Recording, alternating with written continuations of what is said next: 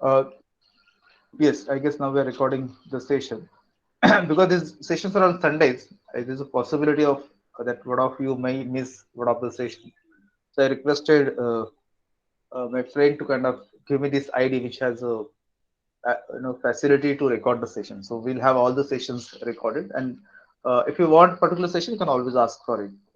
Also, I have seen in the advanced Excel course particularly that some people find it difficult to do it at first instance, and they may want to kind of go back to what we have done earlier. So that's the reason again, this recording will be helpful, that you can always look back if you need to refresh maybe immediately or after some time, then this recordings comes handy. It's a long session. We have like a 2.5 hour session, so the recording will be obviously big. But I'll try to share it on the Google Drive, and you can download it once, and then you can use it, have it with you whenever you need it. You can look at it again and again if you want to. As I mentioned earlier in the brochure also, we have these 4 live sessions where we'll be doing things. It's a hands-on learning, so it's not a lecture. So I expect you to work on your Excel. So I've shared 2 files with you, 2 Excel files. I want to work on these Excel files. So we'll work on 2 Excel files today, and I'll be sharing those Excel files from time to time. Additionally, I also send some material to you to work on, but that is optional. I mean, we'll cover some kind of what is generally covered in advanced Excel. But if you want, if you're interested, if you're have time and inclination, you can do some additional practice. So I'll send some additional things, and I also give you some homework. Now, the homework is not again mandatory. It's up to you if you want to do the homework.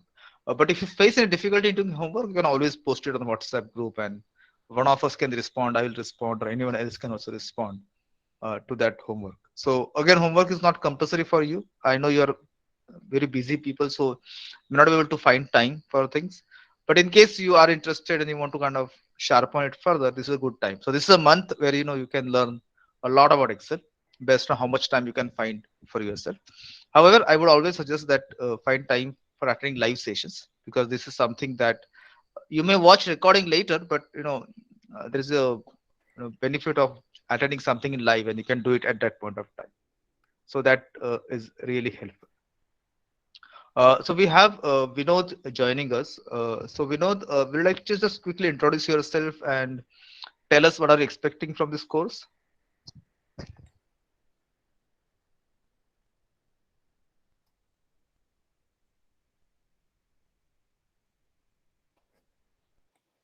Can you hear me? Yes. Yeah, so I'm a scientist by profession and I use a lot of data.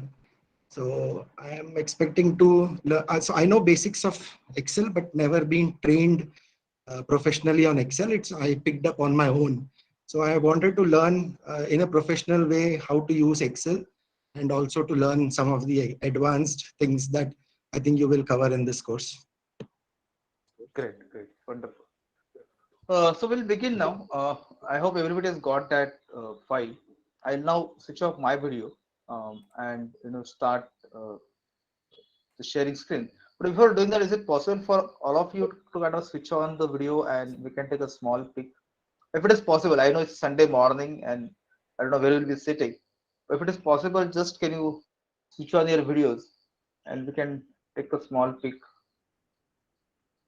So for a minute or two, you can switch on your video if it's possible. Uh,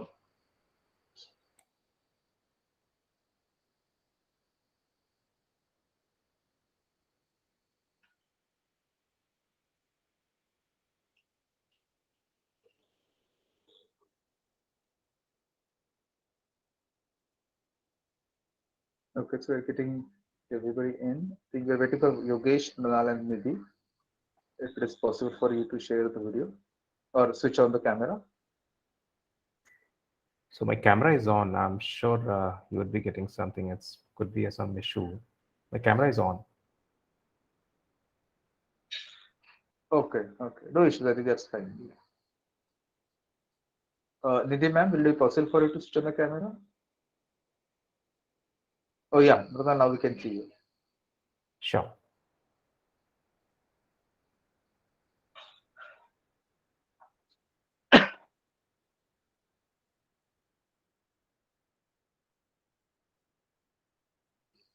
Yogesh?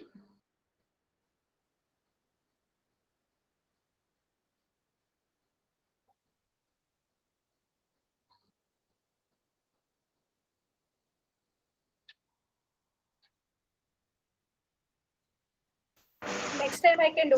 This Even time I'm not prepared. Yeah.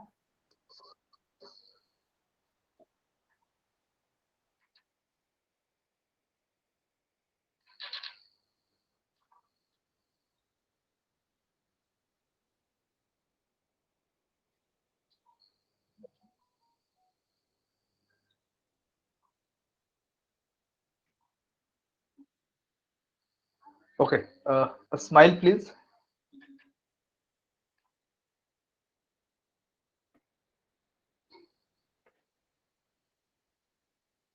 Yes.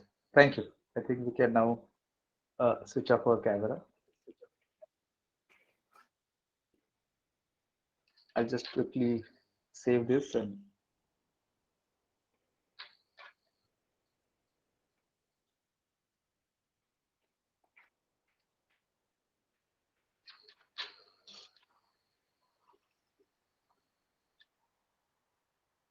okay. So let me now open the Excel and start sharing the screen.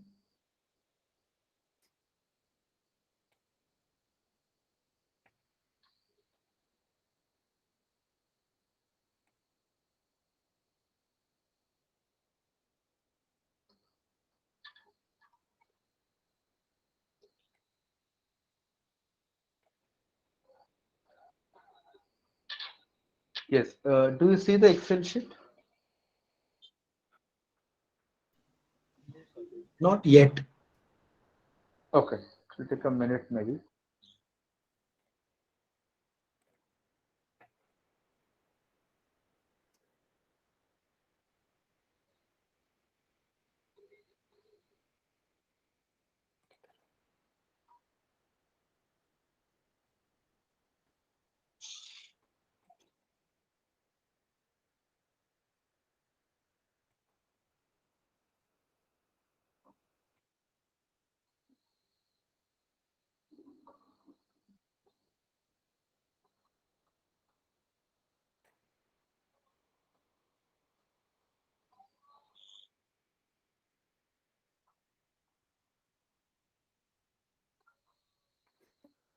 Okay. Can you see it now? No, it has not come.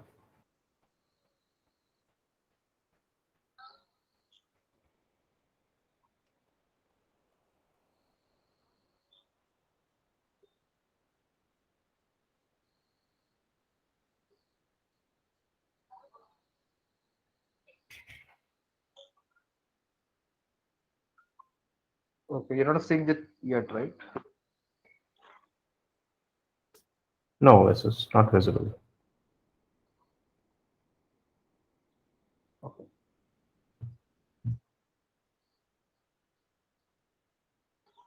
Okay. Let me just.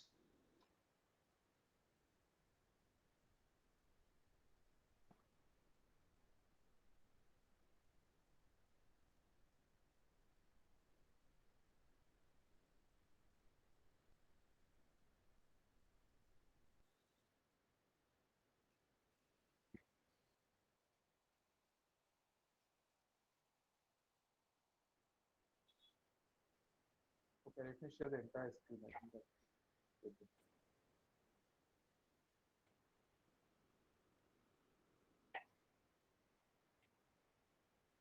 Do you see my screen now? I think it's coming. Right? Yes.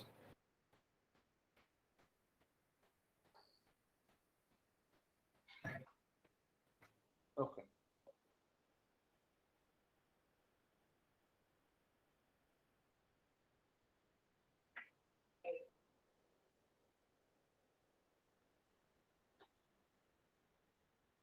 Okay. So you can see the Excel, right? Right. Yeah. Yes. Okay. Great. Thank you.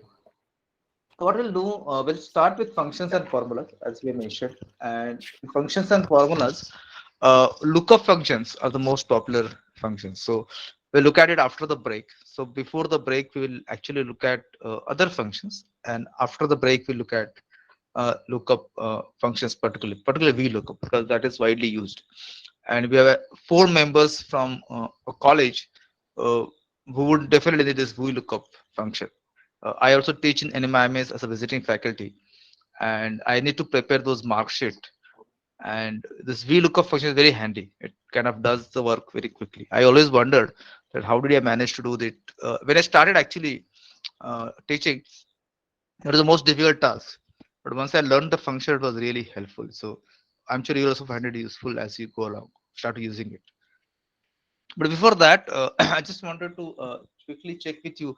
How many of you are aware of this something called the relative, absolute, and mixed cell reference? You can raise your hand just to indicate, uh, what whether you are aware of this thing called um, mixed references, relative, absolute, and mixed cell reference. Just raise your hand if you know this.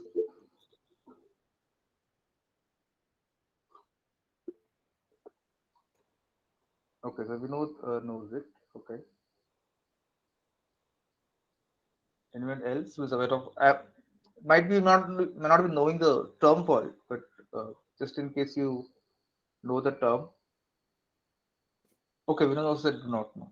Okay, fair enough. So we'll quickly uh, get into it. We'll just try to understand what it is. So uh, before that, I mean, just we'll start learning about it. This is what we learn in this particular worksheet. So we'll before that we'll use a one small interesting function called EMI. Okay. So let us take a scenario that I want to take a loan of maybe 10 lakh rupees for buying a bike. So I will go ahead and just say I want a loan of 10 lakh. That's 10 lakh. And the annual interest rate is, let us say, 15%. And this will be for 5 years. So I will put 60 months. And I want to calculate EMI. So do you know what is the function or formula for calculate EMI in Excel? Anyone of you? You can put in the chat box if you're aware of the function for EMI.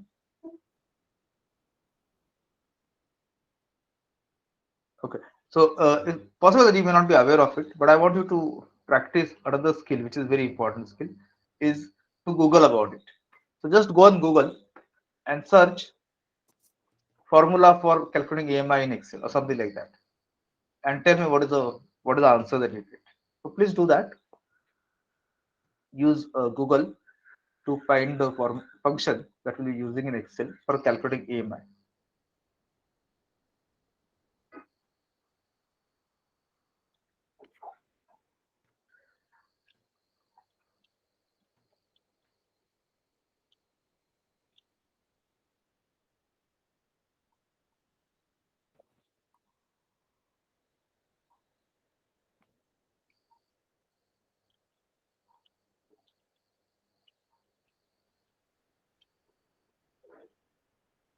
Yeah, that is a formula for EMI, but we want a formula or function in Excel function or Excel function for calculating EMI. Is it PMT? PMT, okay, that's one answer that we got. Is anybody else who got it from Google?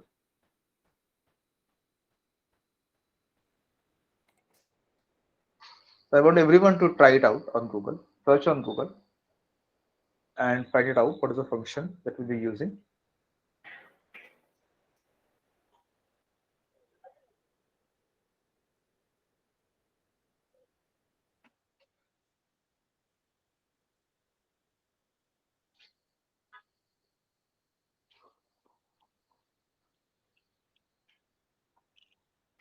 Yes, so this one also found out the PMT, which is the function. So let us go ahead and try it out. So to use a function, we need to use a equal to sign first. Type in PMT, and you can see this that PMT calculates the payment for a loan based on a constant payments and a constant interest rate. So this is nothing but EMI basically.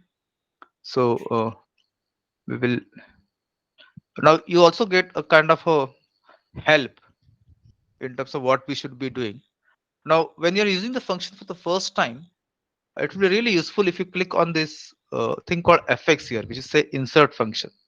So let me do that fx, and I get a dialog box. Do you see a dialog box called function arguments? Yeah. Yeah. Now here it actually tells me rate, which is the interest rate, and it says use 6% divided by 4 for quarterly payments at 6% APR, that is annual interest rate. So we have got our interest rate in B2. So I'm just going to say B2 uh, divide by 12 because we want to have a monthly interest rate, right? So let me just say B2 here. Yeah. And it actually calculates what is the interest rate. So if 15% is the annual interest rate, and we're talking about monthly interest rate. So we'll do B2 divided by 12. There's a number of periods which is there in B3. So I'll put it there. Again, it comes as 60 over there. And the present value uh, is whatever is that what we want, and that will be like 10 lakh rupees. So I just say B1 there. Now these first three parameters are in bold, okay, which means they're compulsory. You have to insert it, and the last two are optional. And it says a payment value, future value, which is zero if it is omitted. So it has some default value, which is the case. We don't want to have any residual loan. We want to pay off the loan in 5 years. So it will be zero. So we don't need to mention that. Similarly, type by default it is zero, which means payment at end of the period, or it is one if it is we want it at beginning of the period. So let us put it zero for the time being, or rather don't put anything. We just put these three parameters, and we see a result here minus 23,783. So I just okay, and I get this. Now the question is that why is it minus? Anybody, any guesses? Why is it minus?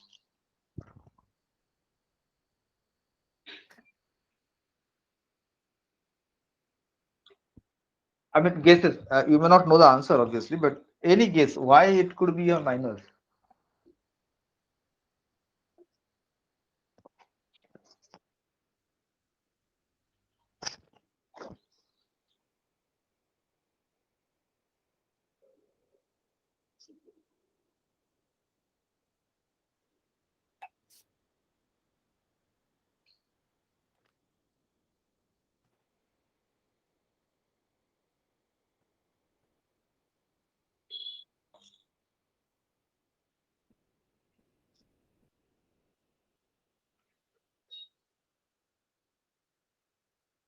Okay, the reason it is minus is because this is basically outflow. So we are getting a loan which is incoming, is inflow, and the money which is paying is outflow. So it will show as a minus. Okay, but obviously we'll use it like a 23,000 is what we'll be paying. Yes.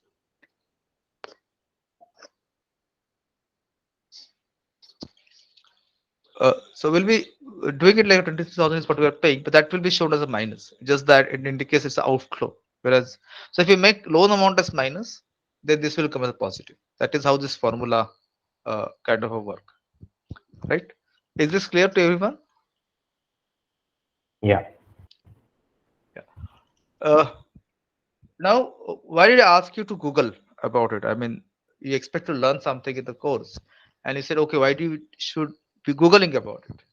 The reason is there are many such functions. I mean, PMT is just one function, but there are many such functions. And if I go here in the formula tab, I will see what all functions are available. So there are different categories of function like financial, logical, test, date, time, and all that. If you just click here, you will see a list of functions. Right? It's really big list of functions. Then again in logical, you will see a good number of functions. In text, again there are very big number of functions. Date and time, there are number of functions, and so on. Now, frankly speaking, nobody really uses all the functions. We use maybe a dozen or maybe a dozen or more functions, a dozen or two functions in using Excel. And major obviously the key ones that we'll look at like Vlookup, and obviously PMT also is one of the interesting functions. We'll use some of these functions which we'll remember very well. Okay, remaining functions will not really know. And if you're learning Excel, even advanced Excel, it does not really expect that you should remember all the functions. It doesn't make sense.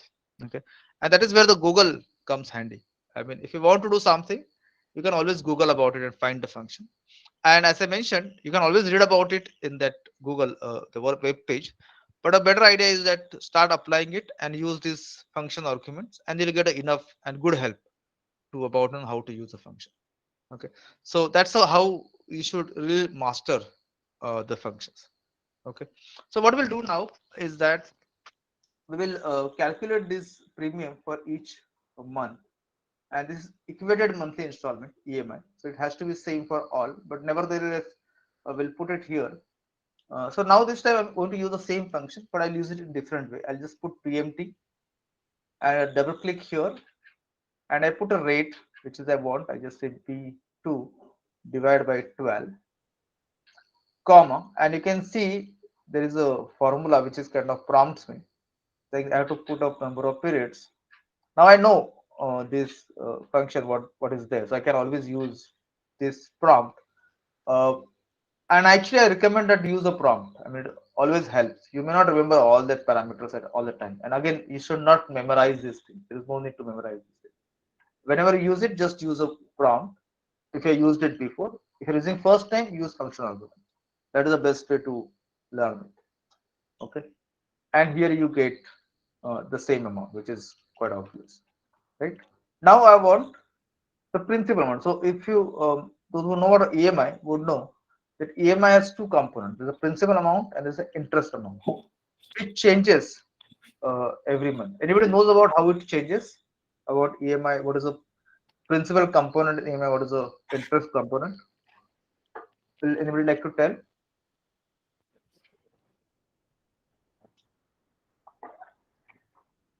I'm sure you might have taken something on EMI. So are you aware what is called principal component and interest component of EMI? How does it work?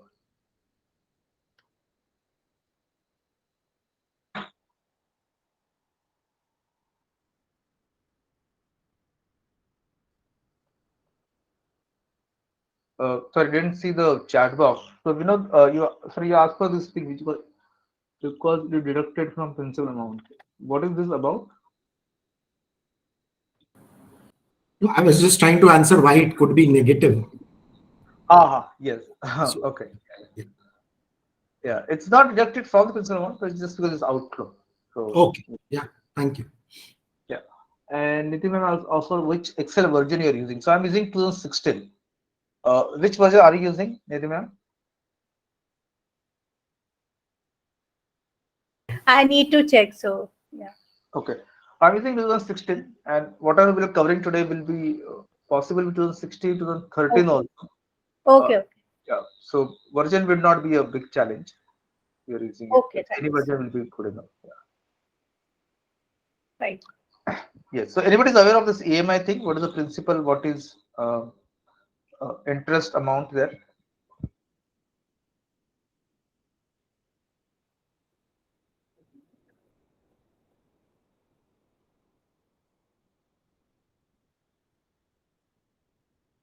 So what happens when you take an EMI? You are paying equally, but equally monthly installment.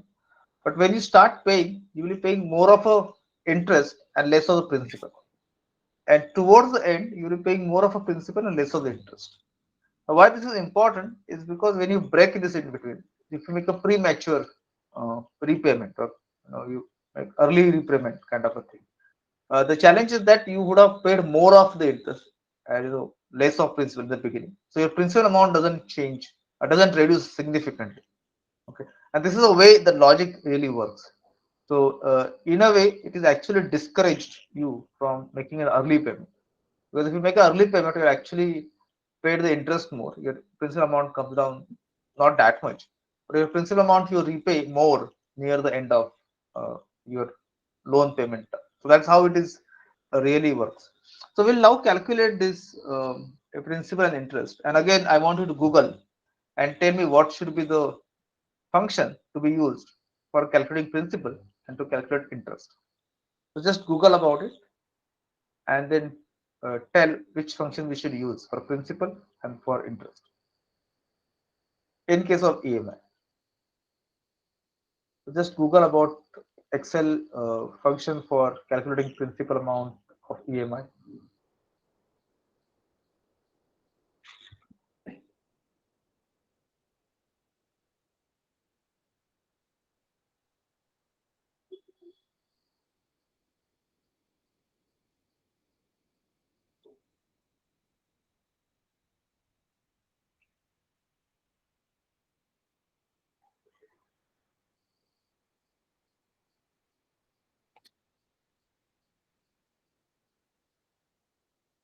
That PPMT?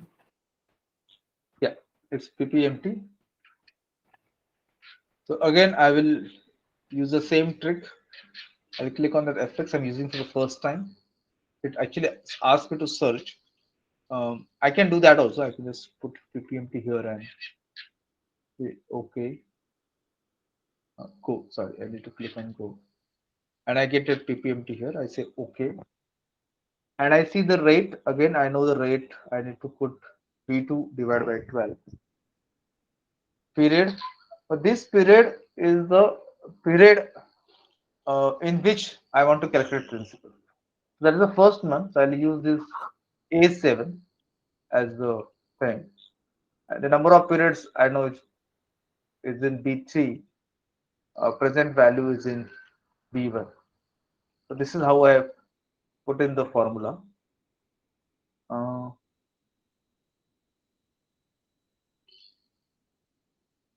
why is it not calculating it? Oh, it is calculating. Okay. I just say okay. Something is wrong. Oh yes.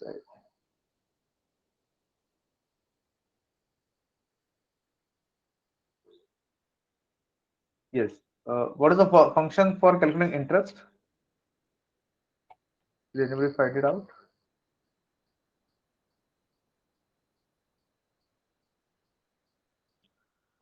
What is the Excel function to calculate interest in the EMI?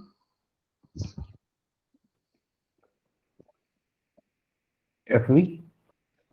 Sorry, FV? SV. No, FV. no. That is function feature value. That's not the one. We're looking at calculating interest part of the EMI.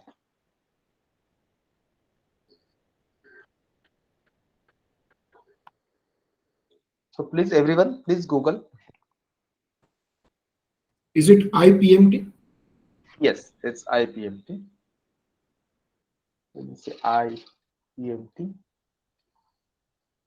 And again, I will go ahead and choose these parameters. I know this is T2 by 12. Period, I will use this one. Number of period, I'll say B3. PV, I say B1. And I get this. But now, obviously, our premium has to be equal to principal plus interest.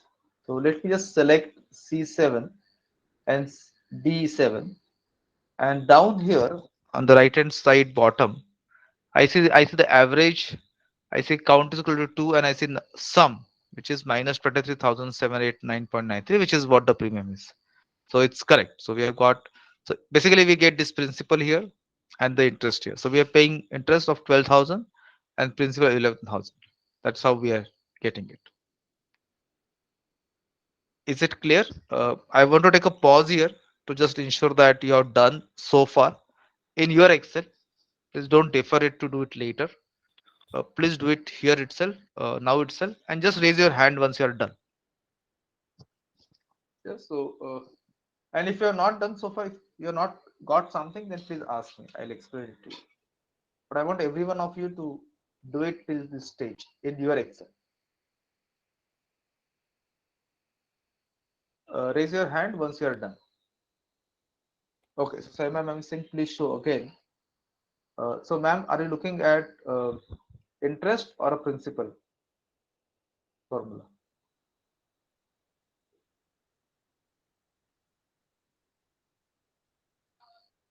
Interest. Okay.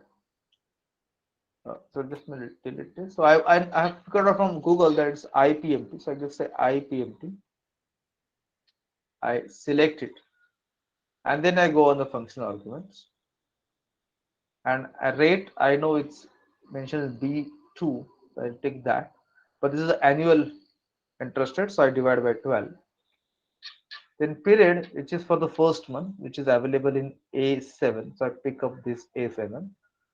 Then I go number of periods. I go number of months, which is B3. Present value I take as 10 lakh, which is B1, and I get this formula result, which is 12,500. That is how I got it here. Did it help, Saima ma'am?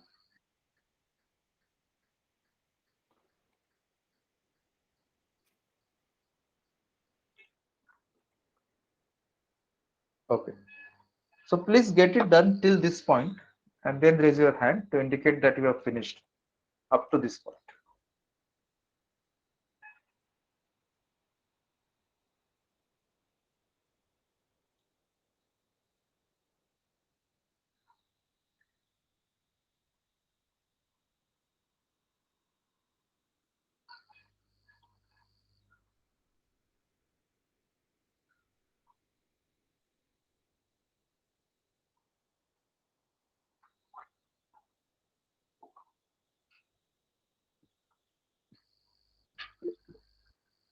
Okay. So Vinod sir has done it.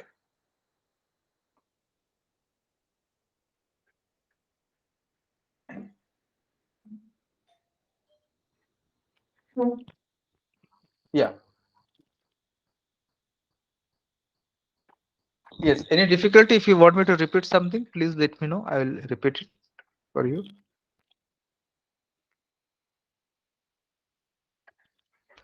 So my EMI is coming pretty large. I don't know why. So I've taken the loan amount as 10 lakh only. Annual rate of interest is 15%. Number of EMI is 60. Okay. But my EMI is coming quite large. What it is not what you have calculated. Okay. So did you use this formula B2 divided by 12, Yeah, I've used that. then B3, B1? B3, B1.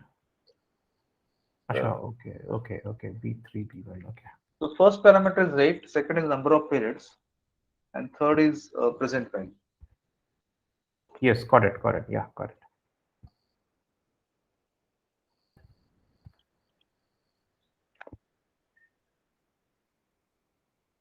So are you now getting it Yeah, I correctly? got it. Yes, I got it. Yes. Okay.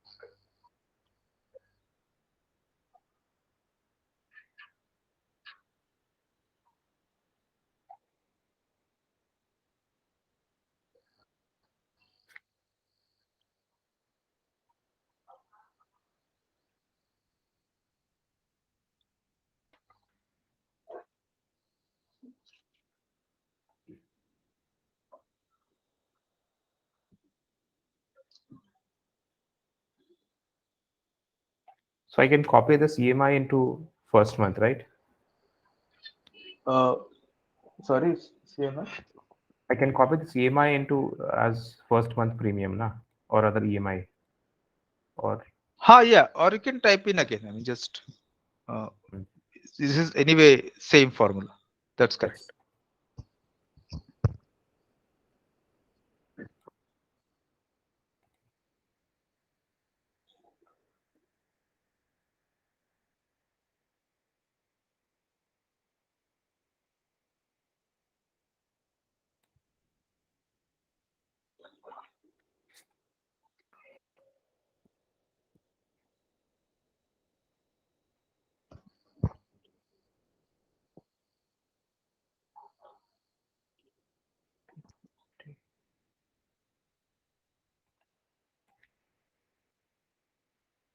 So I'll take a 2 minutes pause for everyone to kind of catch up. But if any one of you want me to repeat something, I will repeat it.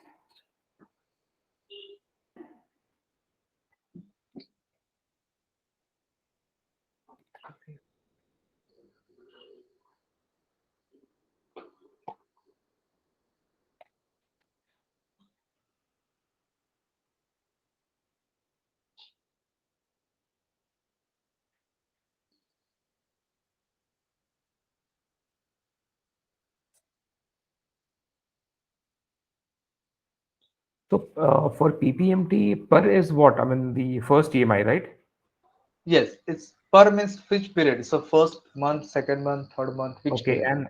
and per is what? N per is number of periods. So this is gonna be 60, na? Yeah, this is going to be 60. So instead of putting 60 there, put the sales reference because Ah, you right, can correct. change it later. Sure, sure, sure.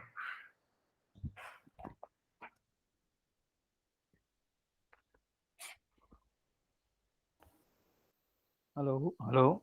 Yeah. Sir, I am Yes. trying to calculate EMI. Mhm.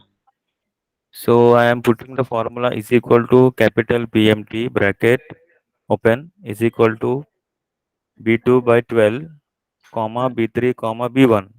Hmm. It's showing error. Uh, what error is it showing? Just a minute. Huh? BMT in capital or small? That doesn't really matter. Generally, we use capital, but that doesn't really matter. Can you help me with the interest one? It was what was the function for interest? It is IPMT. IPMT. Yeah.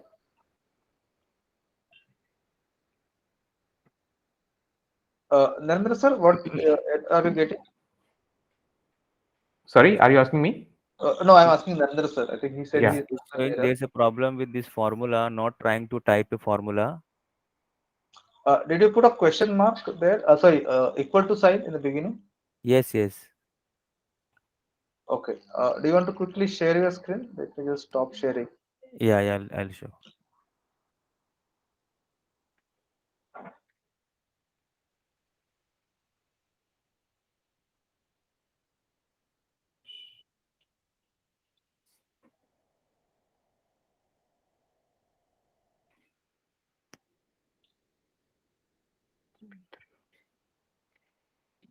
Can you see, sir?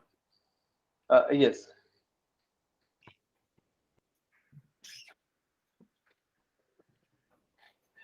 So you have put on equal to in front of B12, B2, which is not required. So B2. You don't need to put equal to sign in front of B2. Yeah. Okay. Now you can press enter.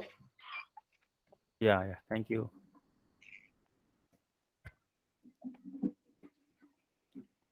And if I directly want to take from that function, Yeah. Then you need to search for it first. So you can. so I So just got a rate, then N per PV. yes. Rate is that interest rate 15%. Divide by 12 because we Acha. want monthly rate. And N per is Number of periods, which is number of months, which is B3. acha. And PV present value. That is the loan amount. Present Oh, value. FV. We don't need FE. It will be zero anyway because Acha. we want to Okay, pay off the okay, loan. okay. Okay. So from here also we can do directly. Yes. Okay, thank you, sir. Yes, you can stop sharing now.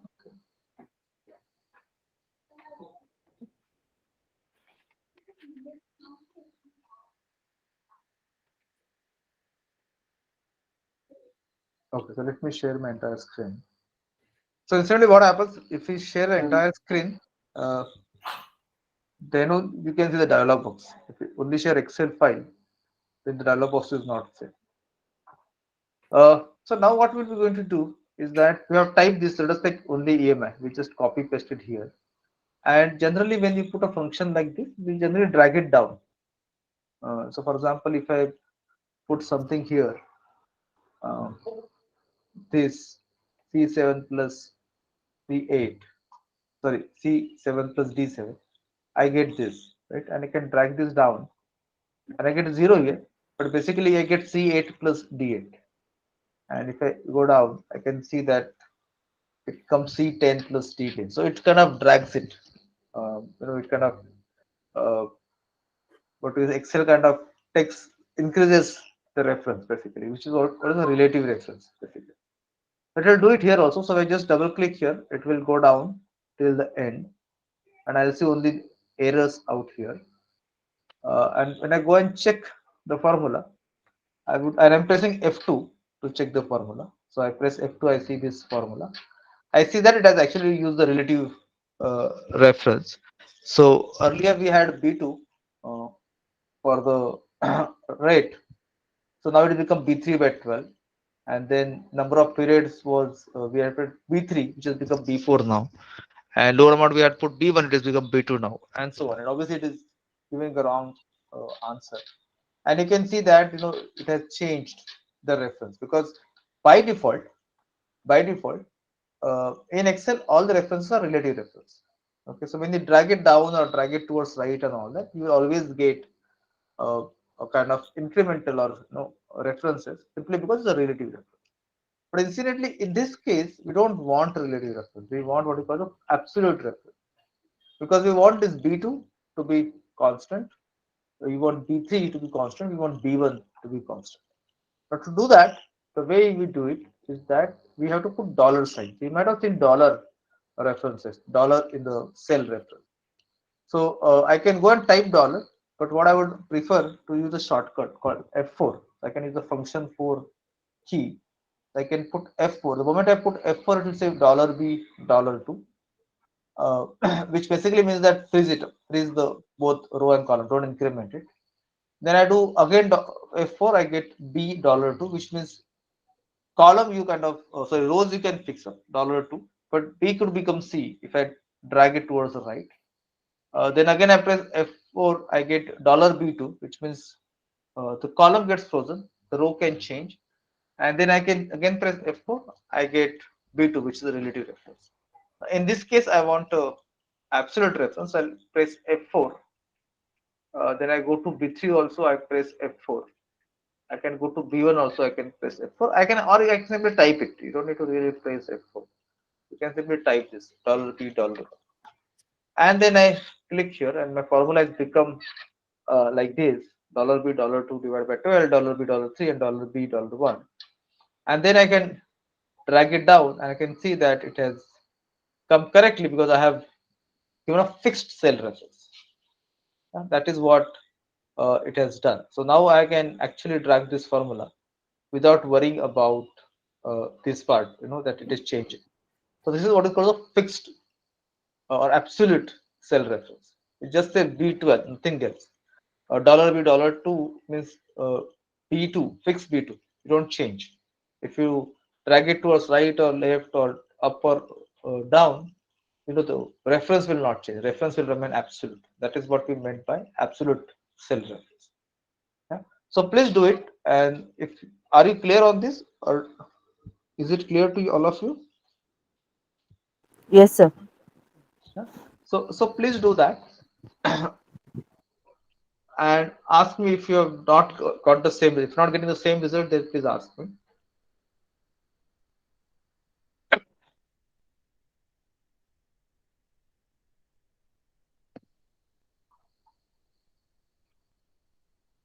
Now also start thinking, what should I do for the principal and interest one? I also need to do make it absolute reference, but should I do it for all, or should I do it for uh, some of them?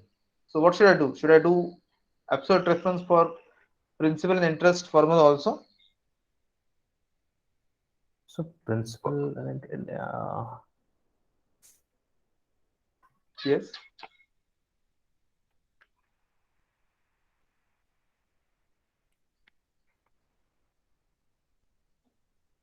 Should I make B2 fixed? I think F4.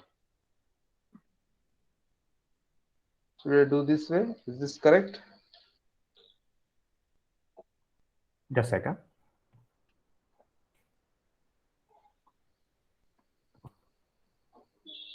Is this correct?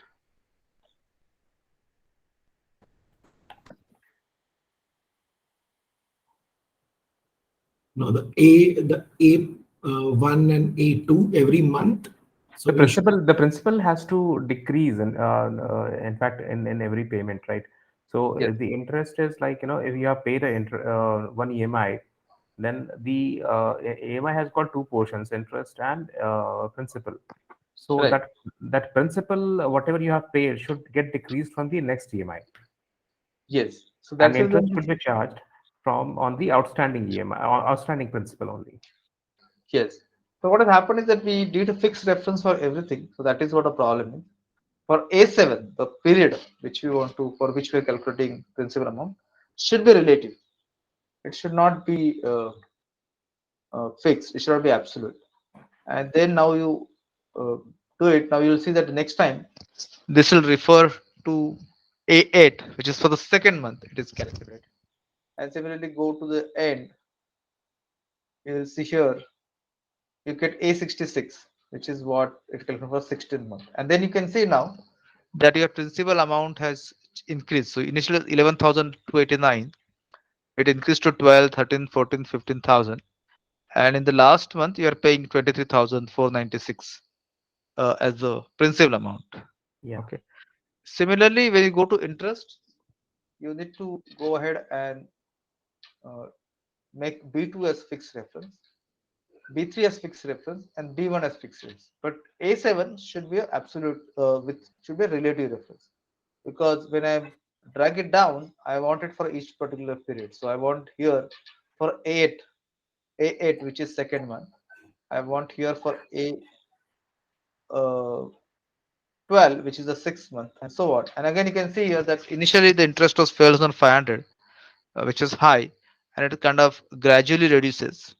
And in the last month, you get minus 293. That is 293 rupees is only interest. The rest is principal that you are repaying.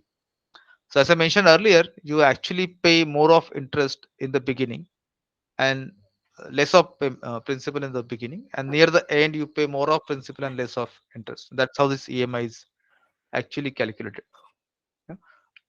So point to be noted here, particularly from the Excel perspective, is that we when we're doing it, whatever sales we want to refer it as an absolute sales. Like for example, we have our interest rate there and loan amount there. That we should make it like a absolute sale reference using dollar sign. And those we want to change, like A7, the number of period, keep it as it is, which is relative, which is by default in Excel. Yeah? So this is how we should be able to do this calculations, month-wise calculation for the EMI. Is this clear? We'll again take 2 minutes pause for everyone to catch up. Yeah, but if you have any difficulty, if you want me to repeat something, please let me know. I'll repeat that.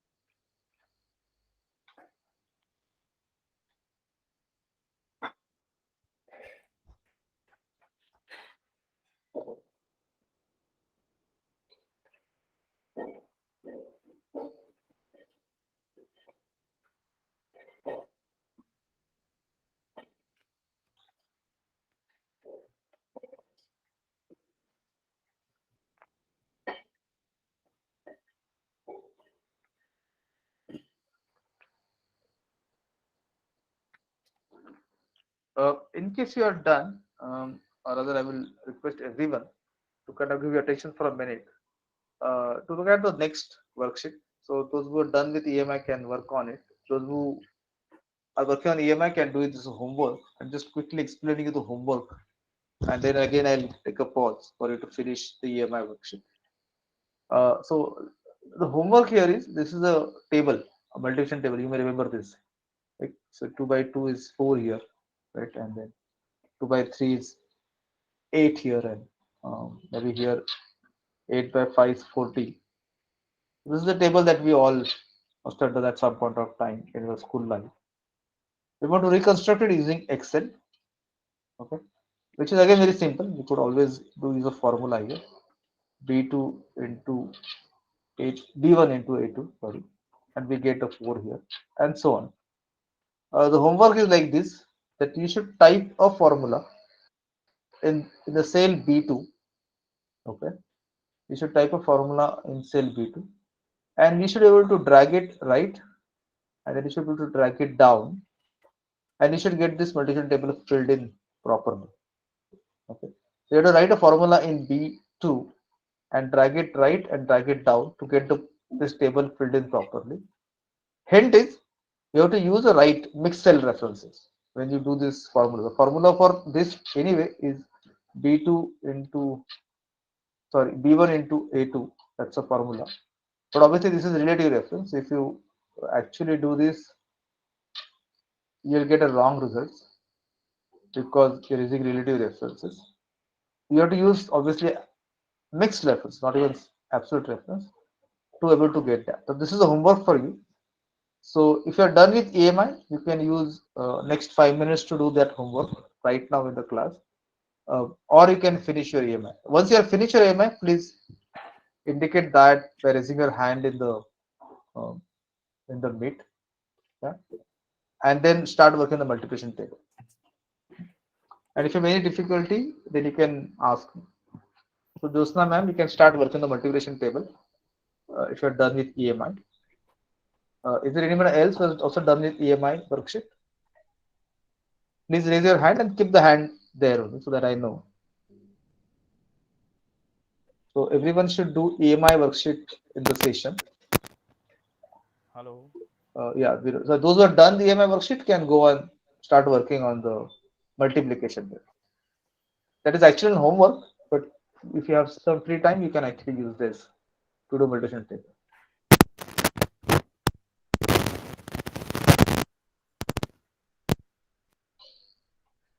Others, please do the EMI worksheet. Get it in the form which I have got here up to uh, all 60 months. We should be able to calculate the premium, interest, and sorry, principal and interest. So this is what is expected to be finished in this session. So please do this.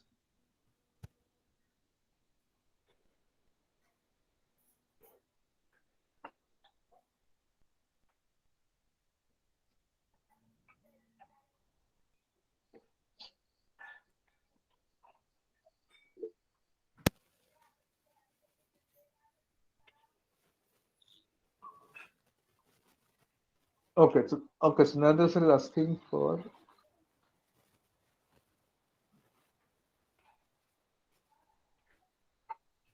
Okay, I'll explain that. So what we have done in that, so premium we have done the calculation, right? This is the formula that we use for premium. Uh, and here we realize that if you want to drag it down, we will not be able to get the right result if you use this B2 as a B2. So we need to attach, put a dollar sign in front of it just to tell itself that don't change B2 to B3 when you drag it down, right? So it will make it a B2 only. This is what we have done for premium. For principal, we will also do the same thing, but here there are four parameters, right? There's a rate, period, number of periods, and present value.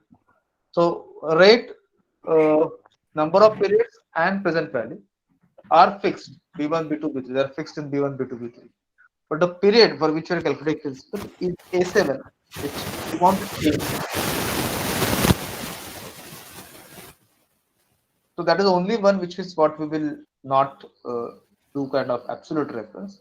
So by default, Excel uses relative reference. So we'll retain as A7 and then drag it down.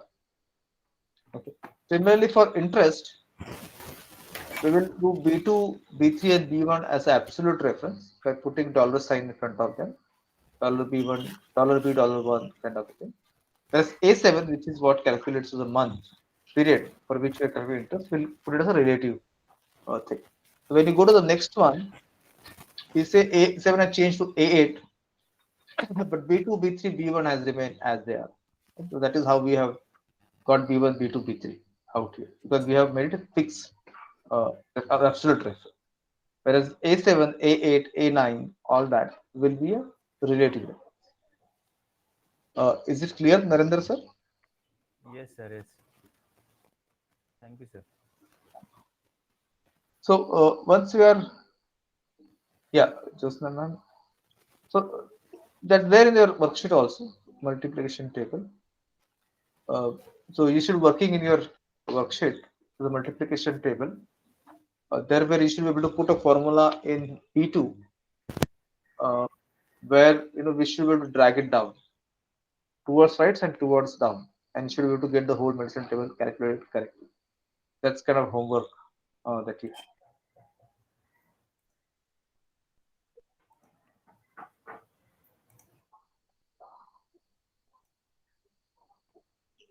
So far I have got confirmation from Josna ma'am and Vinod sir They're done with the EMI worksheet. What about others?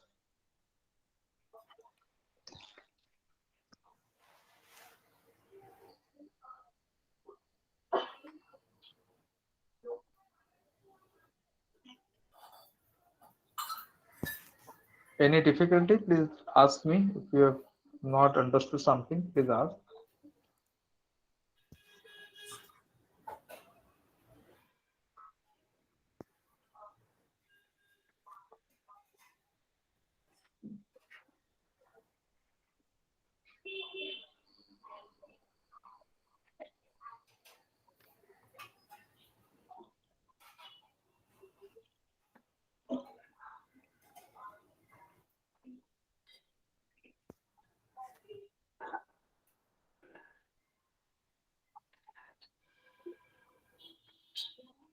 Okay, you could know it. Yeah. So Vipul, next time onwards, please ensure that you get a laptop because you need to work on it. I mean, it's a workshop actually. So yeah, next time please check that you can get a laptop. What about others? Are you also able to get it? Oh, okay, ma'am. So what I would suggest is that before the next session, please watch uh, the recording and do this on laptop. You can't do it on a mobile. Yeah. So that would be a challenge. So please ask for the recording after just send me a WhatsApp message and I will share the link with you for the recording.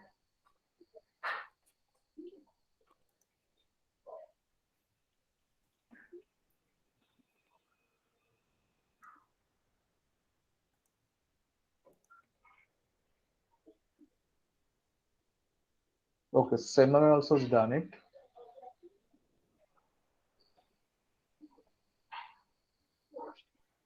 So we're waiting for Narendra sir, Runal, Yogesh, Nidhi ma'am.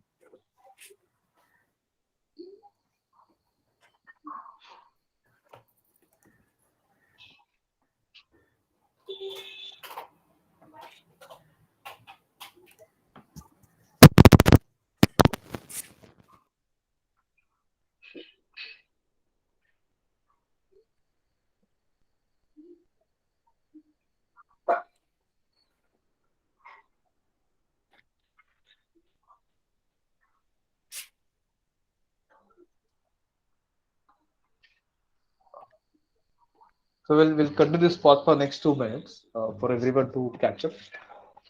They will be taking a break at 10:50, maybe for 10 minutes. Again, I give a 10 minutes break because I'm sure some of you may need to catch up a little bit. So it really helps, and also you can take a top food break. So we'll take a 10 minutes break at 10:50 and then come back at 11 and 11 to 12 we do 1 hour. Then. Okay, Yogesh also you have a challenge. I think there's some I couldn't communicate that in time maybe with Sandesh who nominated both of you. But please ensure next time that you carry a laptop. That's fine. So we'll wait for a couple of minutes for Ronald sir and Narendra sir to finish. And Nidhi also, but I think she's just got disconnected rather.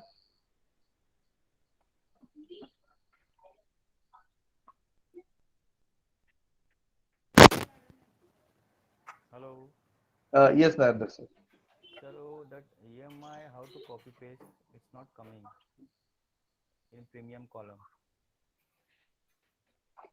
Uh, The first starting one. this one. Starting EMI, we have to copy paste na in premium column.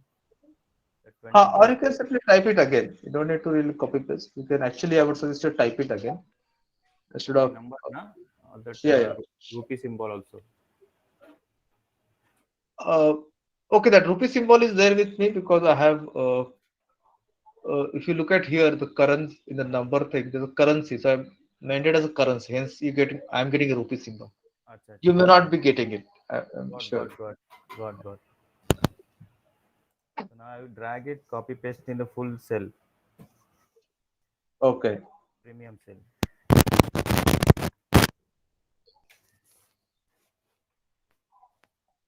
Okay. Okay, so let us go ahead now. Uh, Let us now start with the next worksheet. So as I said, the multiplication table is a homework. When you are done, just mention in the WhatsApp that you are done. Look, but please don't disclose the answer. Okay, it's for everyone to try it out. So just uh, try it out at home. I mean, it takes some little trial and error, but if you do it, you remember this forever. I mean, that's the reason I give this exercise. Can That can if can you you can you just repeat? Can you just repeat this multiplication table actionable? Yes, the actionable is like this that you need to put a formula here. So if I put a formula, the correct formula is B1 into A2, which is what will Okay. give 4, right? Okay. The moment I drag it Uh-huh. towards right, I get it wrong. I mean, I don't get the right result, right? Okay. I want to put a formula here using mixed cell reference in Mm-hmm. such a way that when I drag it to right and then drag it to down, it gives the right result. And we know what is the right result, right? It's a multiplication table. So we know the correct result. The output is obviously here I want 100, for example. Here I want 9 into 9. 90. 90. Yeah, I'm talking about this one. Yeah. Yeah, here it is 81. 81. Yeah, so that I know what is the right answer, but I want Uh-huh. that answer to be, you should arrive it In the Excel file. Thick. in Excel Sure. file by Okay. typing a formula here Ah. in B2 cell, which Hmm. you should drag it towards the right and drag it down and get the right result. Okay. So Okay. you need to Okay. really put a mixed cell reference here. Yeah. I mean, I'm giving you kind of a couple of hints. One is that formula is pretty much here, which is B1 into A2. But these are relative reference. You need to Hmm. make it as a mixed cell reference, and then you Right. can get. Right. Right. Right. Right. So once you're done, please put on WhatsApp group that you are done. But please don't disclose the answer. Okay, I want everyone to try it out on their own during the week. Okay. Okay. Now we'll come to logical function, and they're pretty easy. Um, these are basically if kind of a thing. If something, then what kind of. So if is a big function out there. So for example, if you're looking at giving a grade to students, and simple criteria that we have is that if a student has scored more than 50 in subject 1 or score 1 is more than 50, then the person is passed, otherwise it is fail. That's simple as it is. We're making it very simple for students. So the function that we need to use is called if. And again, since I'm using it the first time, let me just use a functional argument. And you need to give a logical test. It basically says that what is that you want to test. So I say I want to test that if B2 is greater than 50. Now, if it is so, if it is value true, if this is true, then what should we do? We say, okay, the grade is pass. And if it is false, then we say it's the grade is fail. And I just say, okay. And then obviously I'll drag it down so that against the relative reference. So this time this is for we're referring to B6, and if it's greater than 50, say pass or fail. Now this B6 is 68, so obviously it's pass. If I look at this one, B5 is greater than 50, it's not so. It is false, hence I get a value is fail. So this function is pretty useful when you want to compare something. If something is there, then do something else, or if true, then do something. If not true, if it's false, do something else. So this is a very commonly used function in business as well as in academia. Academia, obviously, it has a lot of value, but even in business also we have this if function to be used many times. So this is kind of a small amount coding or programming in a way. In programming also we do this if then else kind of a thing.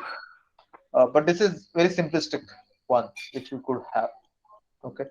Now, obviously, it will not be as simple as it is. Situations will be more complex. The situation we say is that the person should score 1 should be greater than 50 and score 2 is greater than 50 and score 3 is greater than 50. Then only the person is passed. If that is the case, then we need to use if and function.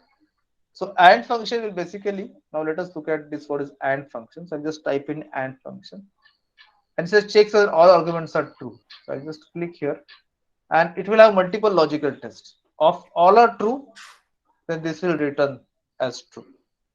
Now, how to use this function? That is what we'll see now. So here I do if b2 is greater than 50. Instead of that, I will just say I'll use the AND function. This I will delete this. I just use AND function, and here I will have logical test one, which is here same b2 is greater than 50,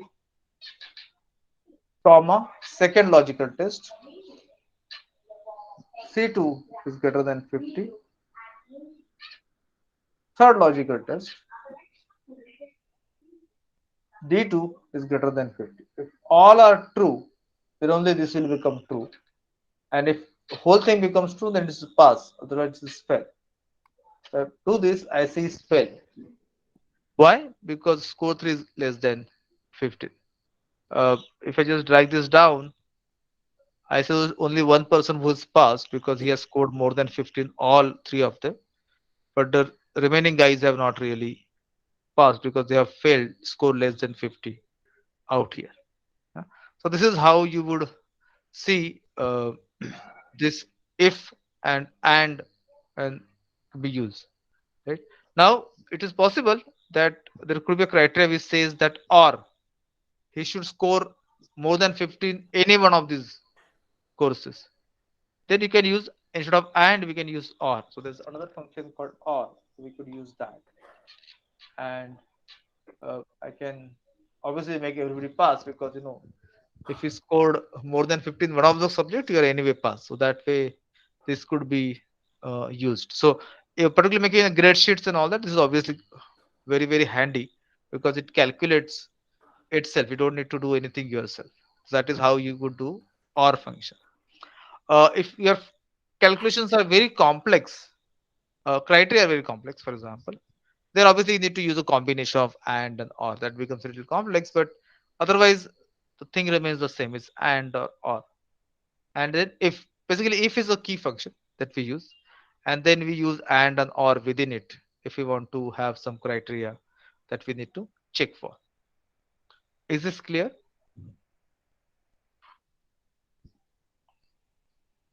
Any question?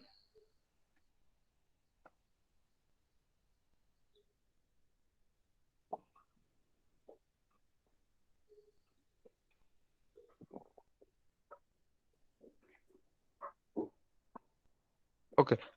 Before going on the break, I will show you one more thing and then we'll take a break, which is called nested if. Now, the life is not simple.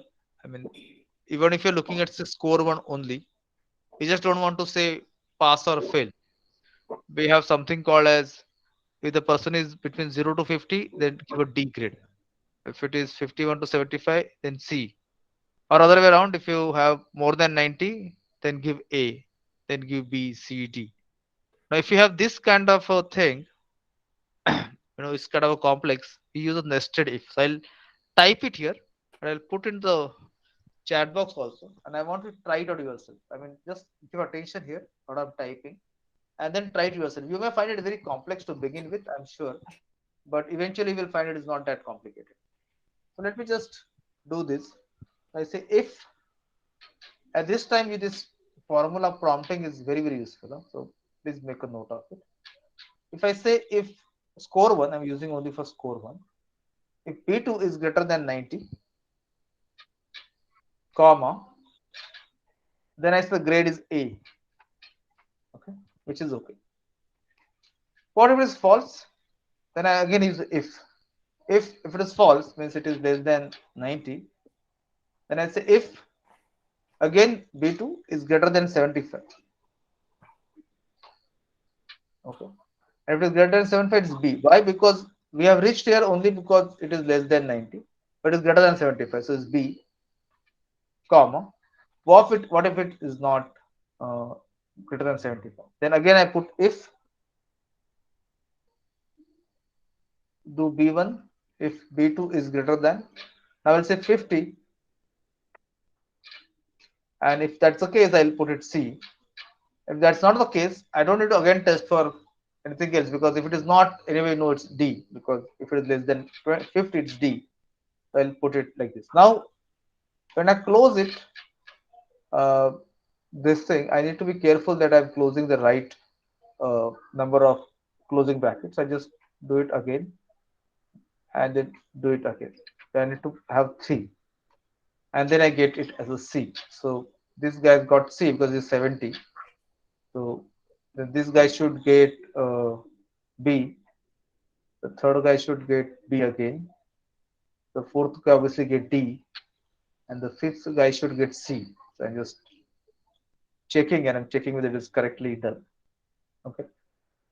Now I'm sure this is not easy for you if you're seeing it for the first time. Okay. So I'm going to type this, making it available in the chat window.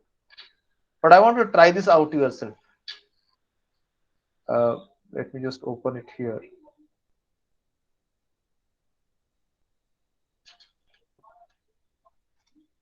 Uh, and then check it out. Mrunal, you said please repeat. What was that you're asking for to No, repeat? it was like, no, that's okay. We'll do that. No problem. Okay, okay. Yeah. So this nested if is really tricky if you're not used to this if then else. If you have some background in programming, then it comes very easy to you. It depends on your background. If you never worked with if that kind of a thing, this may look a little complex, but you can try it once or twice and you'll get it. Okay. So basically, we looked at single if, then if using and or if using or, and nested if. Okay.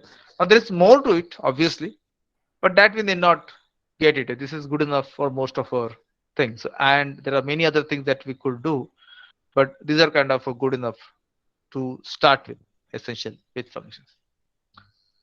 Okay, so we'll take a break now and we'll resume at 11, but I will continue for 3 more minutes for those of you who have any questions, and then I'll take a break. But those who have done with this so far can take a break now and come back at 11. The meeting is on, so don't exit the meeting. Meeting is on. But if you have any queries, I'm here to answer those queries.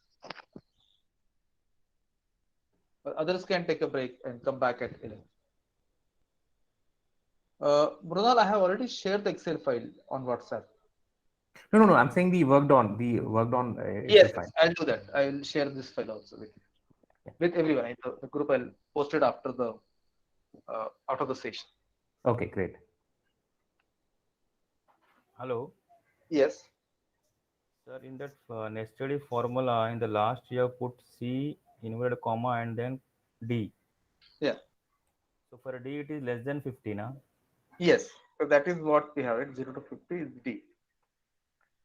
So So we in that don't need to test it because by now we have reached here. B2 is greater than 50 than C. It will fall. It means it is less than 50.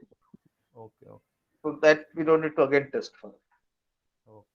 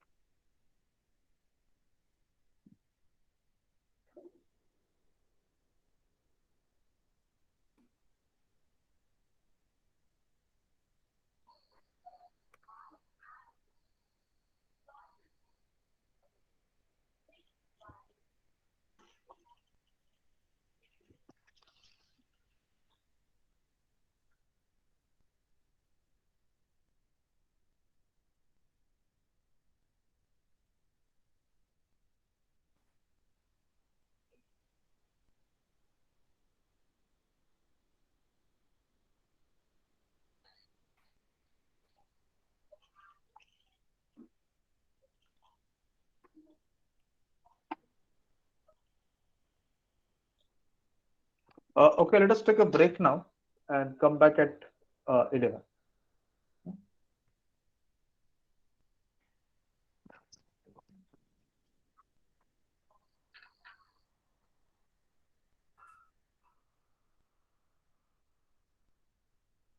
So Emma ma'am, if we want to find out only score one grade for one child, so how do we do it for?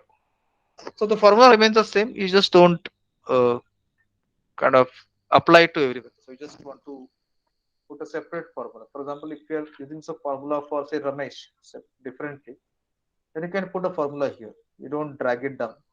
So when you're dragging, you're applying the same formula for all children. But if you're just applying something for Ramesh, you may just type in formula over here or somewhere else.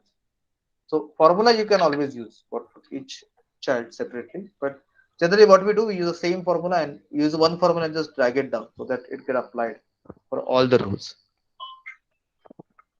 Does that Hello. answer the question, Hello. Prema ma'am? Yes, sir. Sir, I have done with that nested if. Uh, Sorry. I have done with that nested if formula of grades. Okay, great. First is C grade, na? Okay, I'll just show you that. Yeah, first is C grade. Yeah, yeah. Right, right. Thank you, sir. Yeah.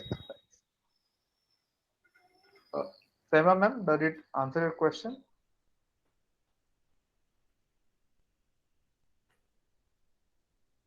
Okay, you might have gone for a break. Okay, let us take a break and come back at 11. So I'll also take a quick break.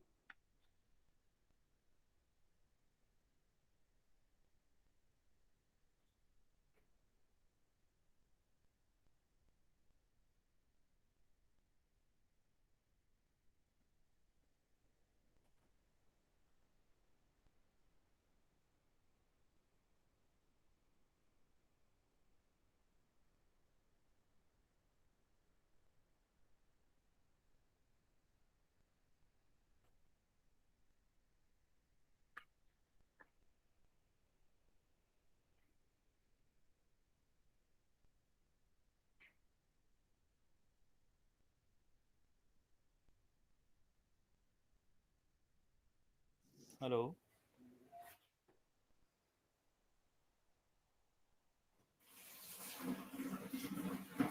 Hello.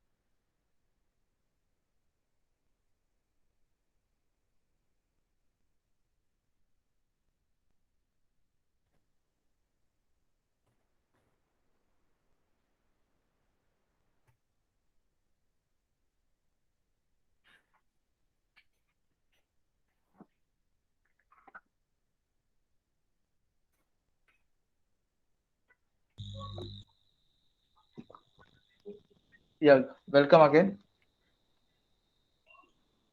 Sema ma'am, are you there? Hello. Yes, Narendra sir. Sir, multiplication table I'm not getting. Yeah, multiplication table is a exercise where you need to put a formula in I have got B2 cell. I have put first is equal to B1 multiply A2. So I got Yeah, yeah. 4 So that, yeah, yeah, yeah. So that you need to try uh, during the week. and I'm Uh, dragging it in a horizontal cell 2. It's coming wrong. yes, yes, that's correct. So you need to use mixed cell reference for a formula in B2, and it will take some time for to kind of figure it out. Okay, okay, okay, But once you get it, you will get it. I mean, then you will remember this forever. So that's okay, the like it will take some time. It will not be done very quickly. okay, okay, So this is kind of homework to all of you okay, to sir. do it. Yeah. So once you have done it, just post it in the WhatsApp group saying that you have done it, but don't mention the answer, please. Yes, Yeah. yes, yes. Okay. Okay. So, Sima ma'am, you had to ask a question. Are you there? Yes, sir, I'm there. Yeah. So, did you hear the answer when I said before the break, or Yes, sir. But I want, sir, exactly in the one column only. If it is a 70, so what will be the grade of how to find out that grade of 70? See, if Subhash is having a 70 in score one, so Mhm. what will be the grade of it? That is C? That is what you get. Yes. Yeah. So, Now, but it is showing in the F column, but I want it next to the 70 only. So, how to do that? okay. Then what you can do, you can insert a column here Yeah. and put this formula here. So I just copy paste this formula. Copy here, paste it here. Sorry, this will now. Okay, it will. We need to be careful while pasting. Yeah. Uh, yeah, so because it is we have so yeah, it's not a good idea to paste it. You need to type it again, or you can actually copy like this. Control C, Control V. So I put copied here the text part in the formula part, and this is how you could get it. Yeah, so you can Yeah. put a Okay. formula wherever you want to put it, and you Yeah. can get Yeah. the answer. Okay. Okay. Yeah. Thank you, sir. Yeah. Okay, so what we'll do now in next 1 hour or so is that we need to do this arithmetic functions and functions, but we'll take a we'll kind of do it in next session. We'll go to the next file and start using Vlookup because that is something of immediate concern to many of you, and I'm sure that will be really useful to start with. So we'll do this arithmetic functions and functions, but in the next session. Okay, because we'll also do some lookup in next session and this part of it in next session. So you can close this file for the time being. Just save this and open another file which is called lookup.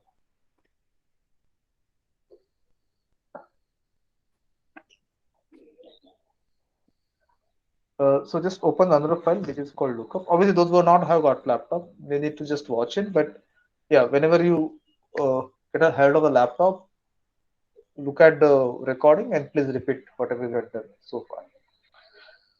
So we'll now look at VLOOKUP. I'm sure some of you might be aware of it. My general observation is that we hear VLOOKUP a lot because that is something which is very powerful, uh, and people use it, but they also have difficulty in using it. And obviously, some of you might not be even aware of it. So we'll go a little slowly on VLOOKUP, and then there are many other lookup functions that we'll have to look at. Okay. So first, let us understand what is meant by lookup per se. So typically, you get data which becomes a reference data essentially, like the one over here. It has got last name, first name, department, extension, date, hire, and typically it may also have something called the ID, which is an employment ID kind of a thing, and it will be simply 1 2 3 4 kind of a thing. Let me just create this here. I'm pressing Control thing, so I get 1 2 3 4 5 6 7 8 10. So I get something like this. Let me just format it a little bit. Okay. So I can get something like this, all right? and then I need to find extension, or I need to find a department, or I want to find a first name or a last name of a person whose ID is known to me. Okay, but typically this ID is unique. Like for example, for students it will be a roll number, or some unique ID. For employees, the employee number. For sales, it is sales orders, it is sales order number. Something like which is unique. So typically it is easy to look up. So you're looking up for this particular sales record or particular student record or particular employee record, and you are picking up information. That is how you would need to do, right? So, for example, here we have a requirement that we want to find uh, the first name of a person whose employee ID is 7.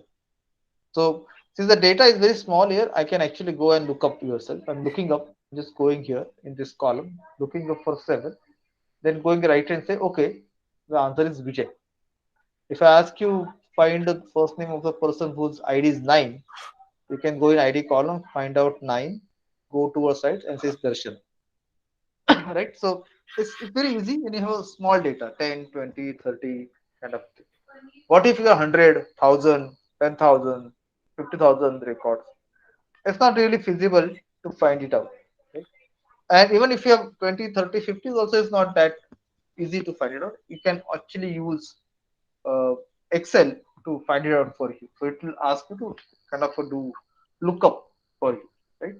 So let me see, I have ID and the ID is maybe I'll put 5. And for that, I want to find the first name. Okay, so that is what I have got.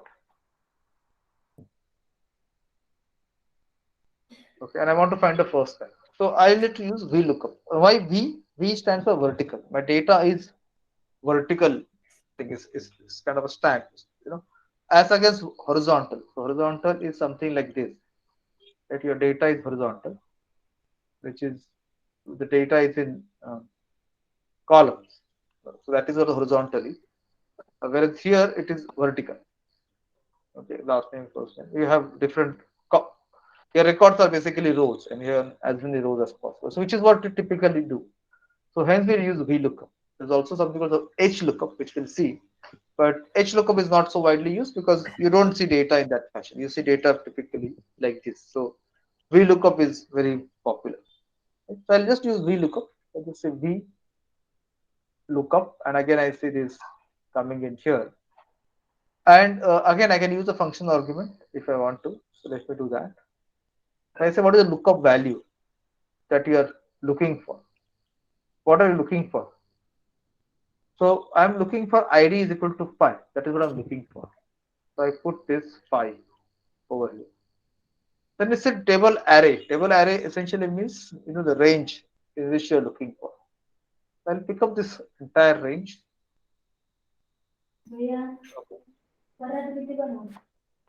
And then it says column index number. So column index number, I would say where this first name will be. So third column that I have. First is ID, second is last name, third is the first name. This is the third column. Okay. And then fourth is optional, which either you can say true or false. Now here is a very interesting thing. I think the majority of time the problem happens because typically we use default values. We don't really use any value for the parameters which doesn't have which is not compulsory. Okay. So here default is true, which is when you're looking at a closest match or what we call approximate match, and we'll use that approximate match thing in next worksheet. But here we want a fixed match or exact match, not fixed, exact match. We want an exact match. We want to look at this phi. Exactly. I don't want any other record to be seen. I want exact match. Then I mention as a false. Okay. And this is many times many people make mistake because we're looking at exact match. We assume that is the default, but that is not default. The default is approximate match. Okay. We want exact match. We need to mention it specifically. And then I say okay, and I get the answer as Rajesh. Right? If you really see, VLOOKUP is that way very easy. Okay. So I want you to try this out. I just want you to take a minute pause for you to type it, the formula. I'll not show you the formula. just type the formula. Uh, First add this ID column. Um, uh, Put ID column 1, 2, 3, 4, 5, 6, 7, 8, 10. Then create this small table ID is equal to 5 and first name you just put a formula there. Let us take a couple of minutes pause for you to do this and then we'll proceed further in Vlookup. The function is simple, but while using it, it has little challenges which we'll see. But I want you to first start with doing it. So just put a Vlookup formula. Uh, if you get stuck or if you want me to repeat, please ask me. I'll repeat it if needed.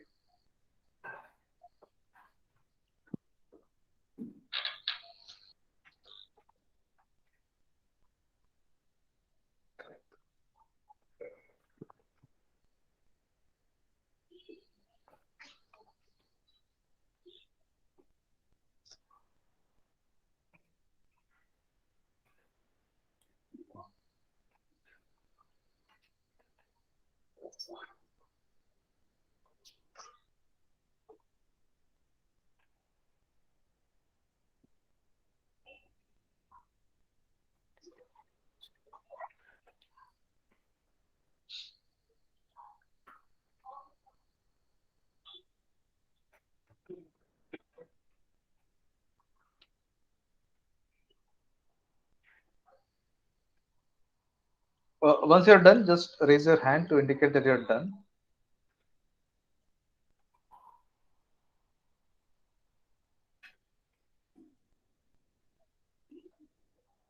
Or if you face any difficulty, please ask.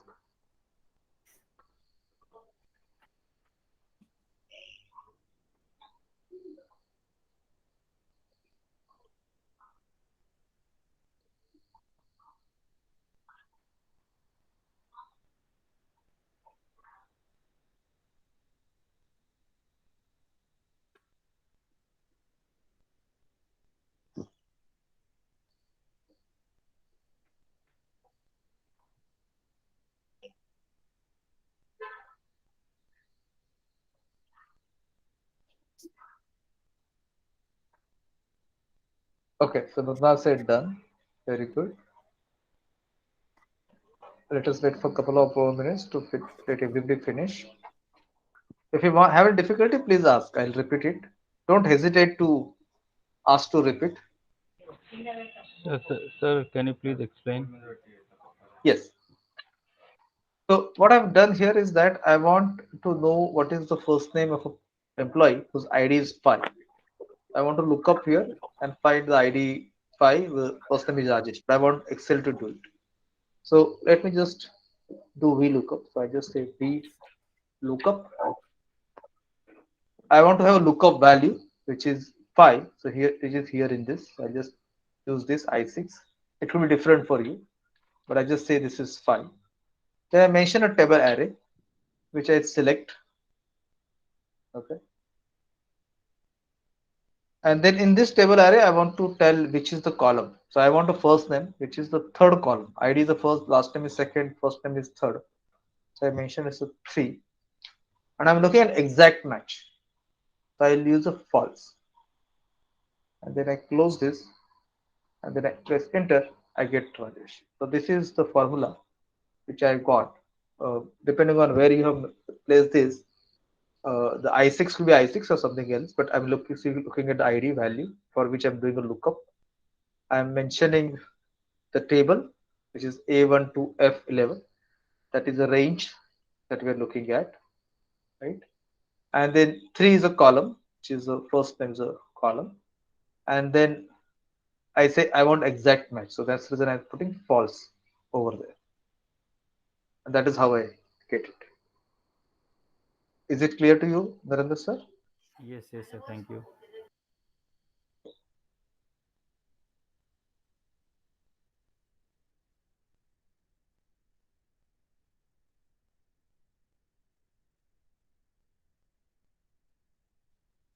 Okay. Now I want you to try this out. I want to put a last name and just see what formula I should put in here to find the last name and then also maybe department. So just put two formulas here. and they just put that formula in chat box also once you're done. So put a first try it out in your Excel what formula you should put in this cell, and then you know put in the chat box once you're done. One for last name, one for department. So just do it in your Excel, put a formula, and then put that formula in the chat box, please.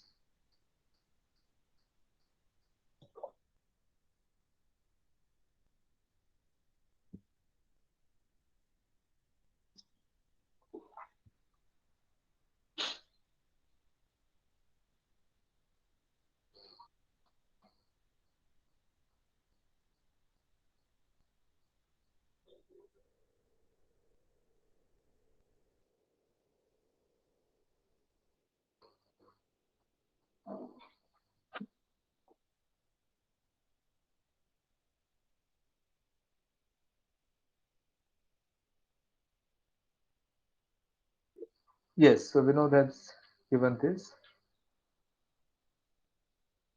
We just take VLOOKUP. Okay, let me just last name. I'm just pasting here. It gives a year. Uh, uh,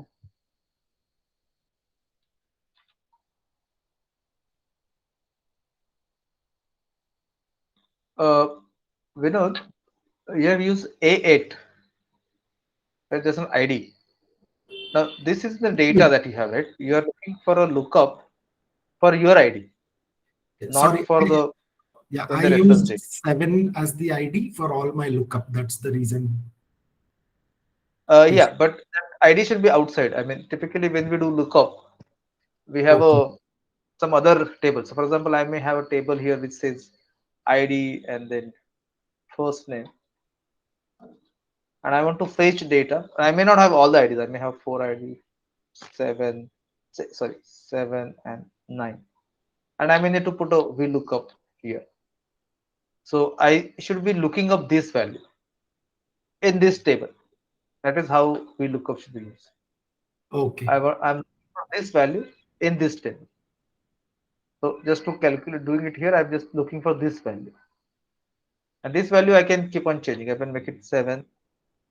Uh, so I can make it 7, then I see Vijay. If I make it 2, I see it Subhash, and so on. I'm looking for this value. So that is something we should have it. Okay. So you may want to Understood. change. Yeah. Just now I'm also given. Okay.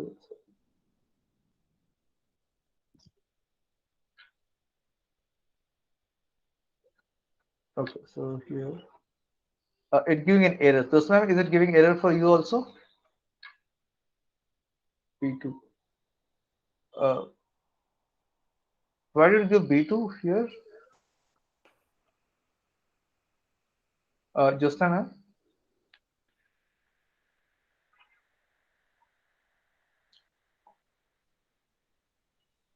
why did you give B2 there? Here, first place.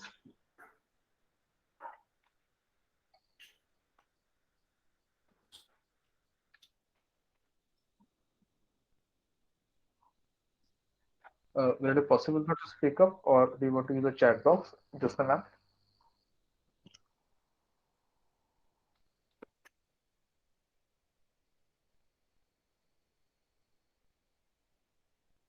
Because you are basically looking for lookup here, some that number that wherever you have, maybe here. That is something that you should be looking at. And then the last name is column 2, that is correct. And then you have put F, which is not correct because you need to put false. It's complete thing. Or rather, you can select for, and then you can get for, then it will be correct. Normal.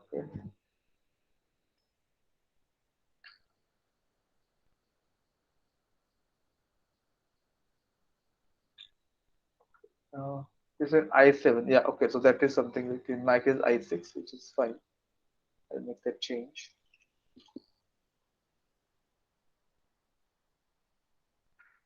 Okay, so that's correct.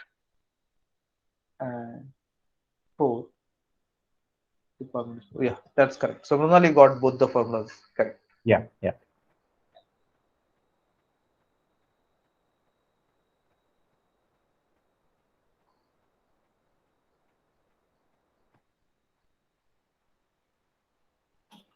Yes. What about others are getting it?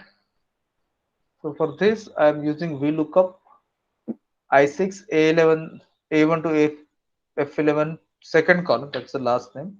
And either you can put 0 or false. Either way it is okay. 0, false mean actually the same thing.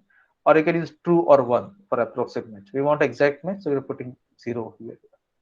Similarly, for department, we can put VLOOKUP.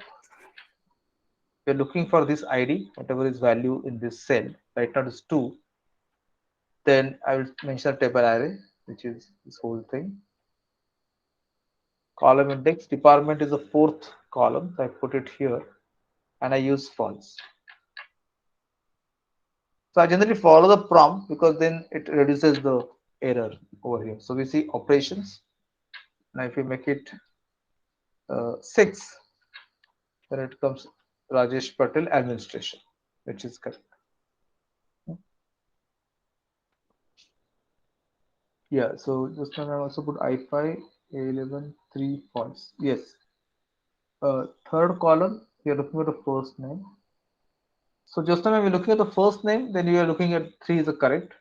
If you're looking at the last name, then you should put 2. If you're putting a department, then you should put 4 instead of 3. Yeah, and then within you to I6. Okay, 4 and false. That's correct. Perfect. Okay, so it's a very simple function to begin with, and then you still hear many horror stories about VLOOKUP saying that it is not working, it has this issue, that issue, very difficult to use, and so forth. I'll tell you what problems you get with VLOOKUP, what you should be careful with when you're doing.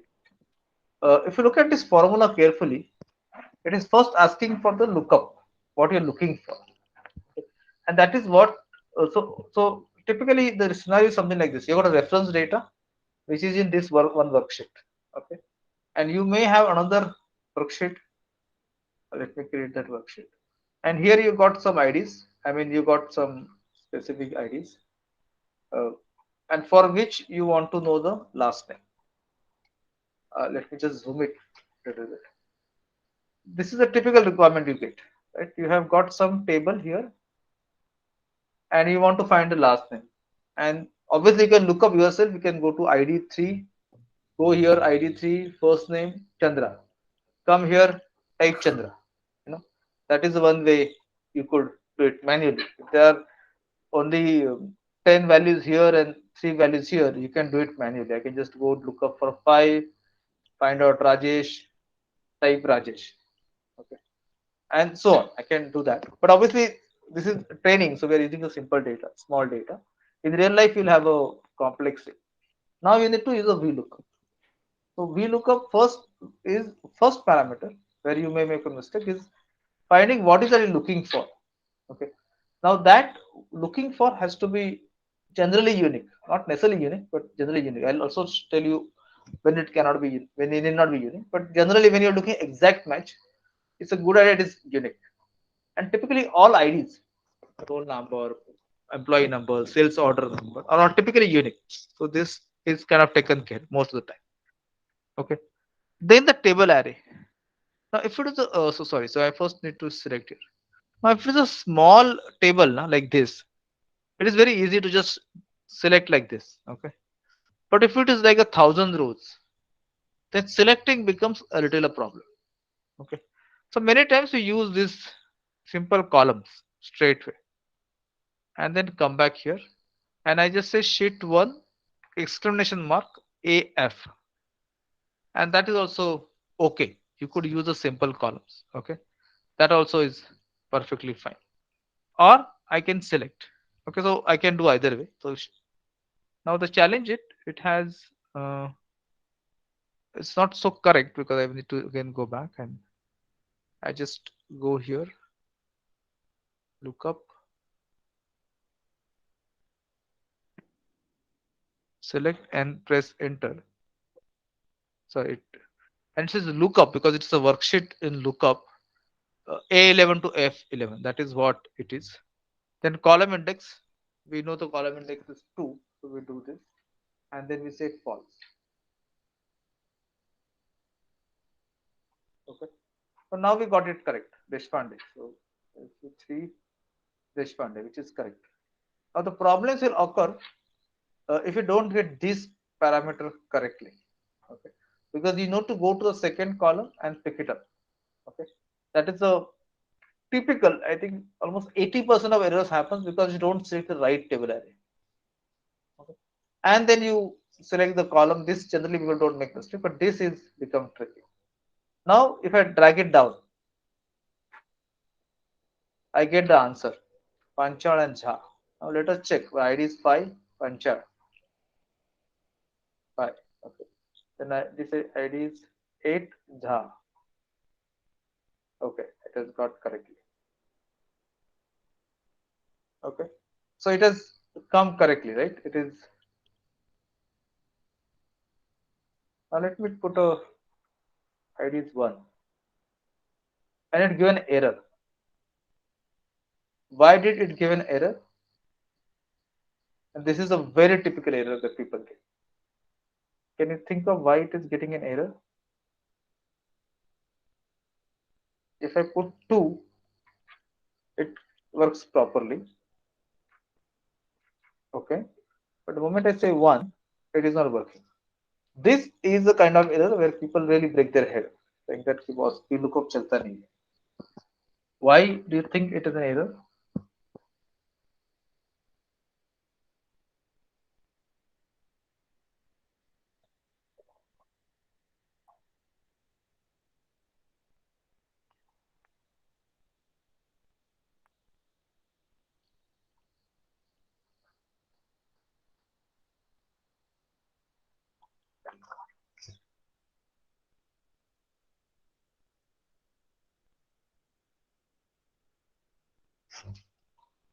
What is going wrong with one idea? I mean, everything else is working, but one. Yeah, so Reshma, ma'am is asking if sheet name is not coming automatically, then can we write it? Yes, you can write it yourself. I think that's many times good idea. Just type in yourself instead of going and selecting something. Yeah, but any clue why I'm getting a problem with employee ID 1 only? If I do employee ID 4, it works properly. And I can just check. 4 per hour. 10 is pi. So let me check that. Let me try here. 10 is pi. Okay. Now I do 1 here, it gives an error. If I do 1 here, it is giving correct answer. So 1 is Patil. Okay. The moment I put 1 here, it gives me error. What is the problem?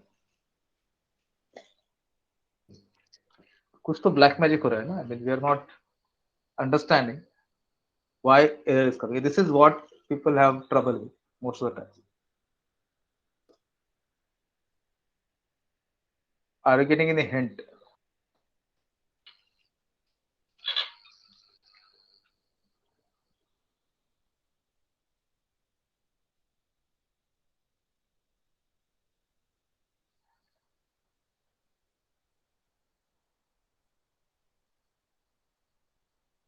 Any one of you? Any hint why it is happening like this?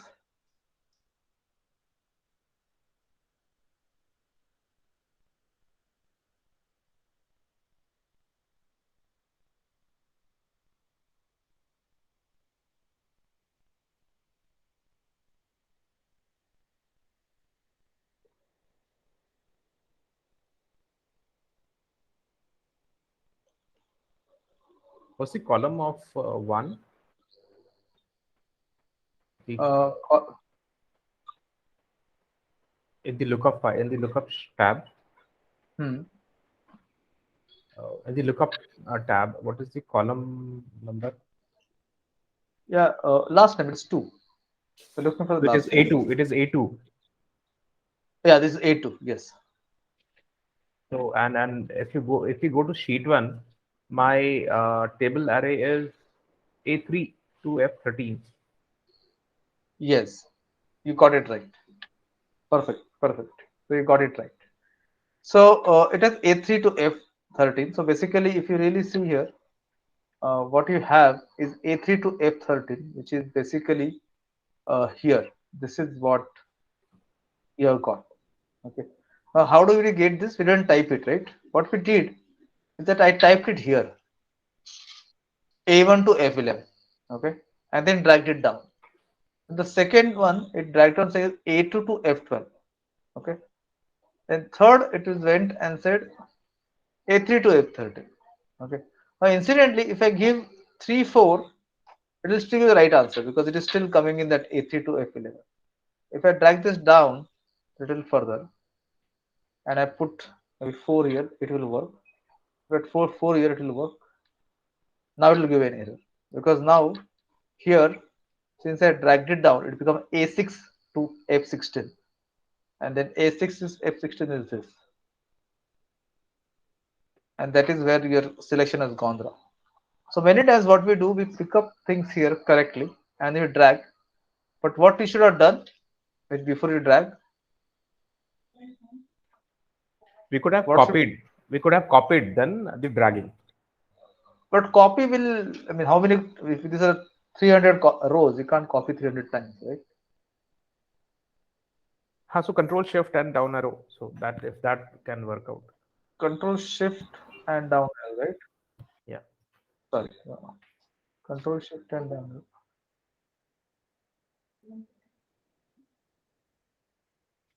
Yeah, but then you get the same result. It's basically dragging. So if you just copy Patil, just copy Patil, Hmm. yeah, and then copy it, and no, and since the data is not very large, so you can shift and down arrow, and then see control V, shift and down arrow. Oh, sorry. Shift and down arrow. Yeah. Shift and down arrow, and then control V. You get still the same problem. Sir, can we make the use of dollar sign? Yes, that's correct. So you want, this is fixed, right, for you? This A1 to F11 is fixed. Yes. This is absolute reference. So you don't want that to change any point of time. You don't want that to change. It should become A1 to F11. That is what this is, right? A1 to F11. This is what we want to fix. So it must be an absolute reference. This is one mistake. I mean, majority time I may also get some calls and I work to office. I get this kind of request saying my Vlookup nahi chal raha hai. Most of the time, it's a problem with the reference data because people are kind of miss. Even I sometimes miss to use this absolute reference, and then you're not really collecting, rightly putting this data. Okay, so this is major. It's a key reason why you get it wrong. And obviously, another problem that you have, particularly when you have another worksheet, is where you really want to select. So, for example, when you're typing it, we look up here. Sorry, I need to put a equal to sign. We look up. I say ID, and I say table array. If I just go and put, draw here, and then I come here, um, and then I do, 2 columns, and then I do false. I get it here. But if you see it, it actually got sheet 1, A11, 1 to A11. You got this one. Okay. So,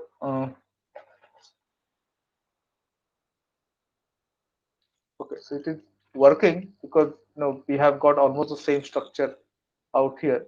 But this is sheet 1, it is referring to this. It is referring to this area of sheet 1 and not of lookup. Okay.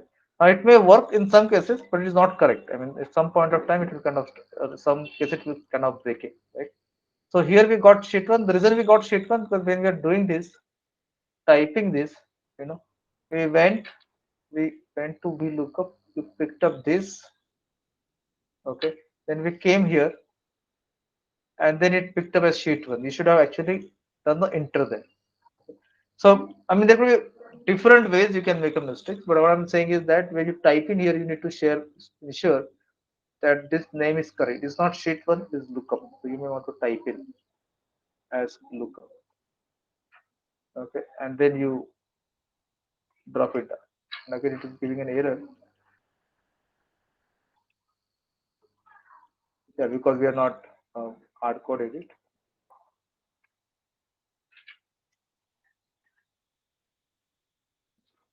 Now it is coming properly. So point here is that when you are selecting this data, you have to be very careful what you are doing. I mean, whether it's the right spreadsheet name coming or not, whether you are getting the exact data or not, that is something that you need to check very carefully before you proceed and finalize. And when you're using a VLOOKUP, it's always a good idea to test it out yourself, manually do couple of lookups, and then check whether it is working fine or not. So it's a very easy to use function, but if you don't use it carefully, it can actually give wrong results. And sometimes give wrong results in a very particular cases, not all cases. And that is what makes it even more complicated. Because, like for example, we saw it was working for 2-3 rows, it was not working, stopped working for third row for some cases, and uh, it becomes difficult to troubleshoot it. But only thing that you should look at whether you got the right values for it or.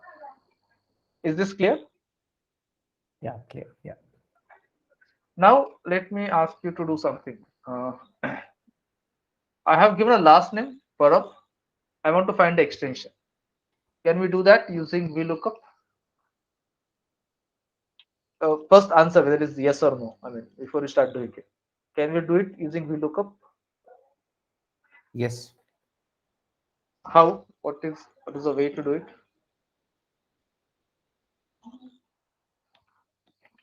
So we will have the VLOOKUP on the last name. Actually, last name is not there. Okay? Is there? No. Last name is Yeah, there. it's there. Yeah, last name. So last name and our the array will be same. Our column would be E and false. So that will give me the extension of the surname. Okay, so I've just put I3, that is Parab here, and I put table array. Is this correct? Just a sec. No. No. I3. Just a sec. Huh? Just a sec. I VLOOKUP. I3. So if you want only for Parab, then yes.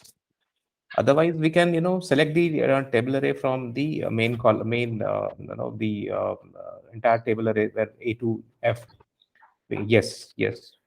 Okay. Is this correct? Yeah. Okay. What is the column number? Column number is I think 5. 5. We want extension, yeah. Okay. Yeah. And then false. False. Yeah. Okay. It gave an error. So I think there's a space in between. No. There is no space. This is italic, so hence it is. Acha, okay. It is it, yeah. I3. No, it is I3. Yeah. I think it's I2, na? Yeah, this is I3. We can see also, right? It's a blue, and this is also blue. So this is Acha. correct. Okay. I3, ठीक है. A1 to F, ठीक है. And 5 and false. Yeah. Let me try in my Excel at once. It gives an error, yeah. So anyone else would like to kind of look through this? Why there is an error?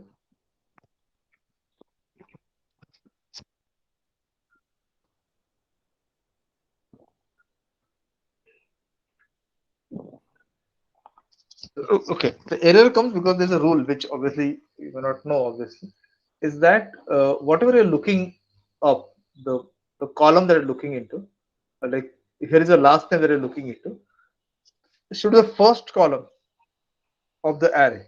That is a rule when you're using a VLOOKUP. Okay, it has to be a first column of the table array. So when you're selecting A1 to F11, the first column is ID. So this can't be used. because our first column has to be last name. So we can't have Okay. A to F11. We need to have A2 to F11. Again, it is not working. So we'll just now check why it is so. Oh, sorry, not A2. I mean to say B1. Sorry, B1. Yeah, because this is the first column, right? B1. That's the last name. So what we are looking up, the last name is what we're looking up. So that has to be the first column. And now we get last name is Parab. So we get, oh, we didn't get the right answer. Okay, now the problem is we need to get the column number. Now, what is the column number for extension? It is 1, 2, 3, 4. Yeah, so it's a 4. So we get 2822, which is correct. Did everybody get it? What are we trying to do here? We are Okay, so basically looking. you're saying the lookup has to be on the first column. That's what you're saying. Yes, Always. first Huh? is the leftmost first column, basically. Sure. So Okay. if you're looking up on last name, then your data should be B1 to F11. Okay, and the column number should be 4 now because you have counting from your table array. Okay. Last name is first column, first name is second column, department Correct. is column, extension is the fourth column. That is how we get 4, not 5. Right? And this is how we could get it. So it is not so in a given reference data, whatever you're looking up may not be the first column all the time. It Correct. could be a fifth column, it could be seventh column. Okay, that is how you would get it. Yeah? Is this clear to everyone? Yeah. Yeah. Okay. If it is clear to you, then I want you to do something here. I will give a first name, and maybe I'll put first name as Vijay. You could put anything, and I want a extension for that first name. Okay. What I will put here? Just try it out in your own thing. Try it out, get it correct, and then put it in the chat box. The answer for this.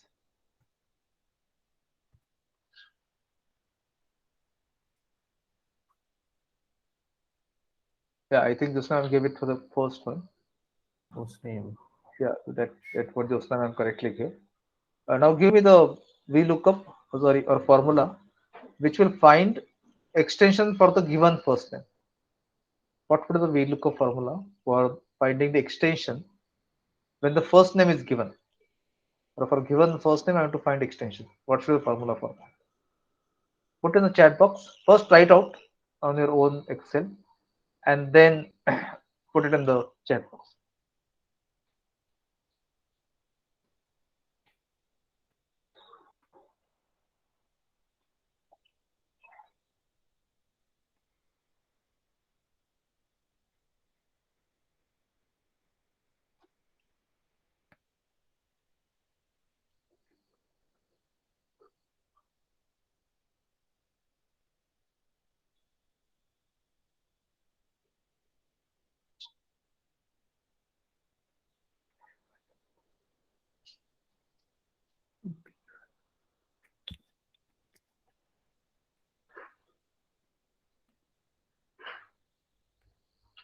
Okay.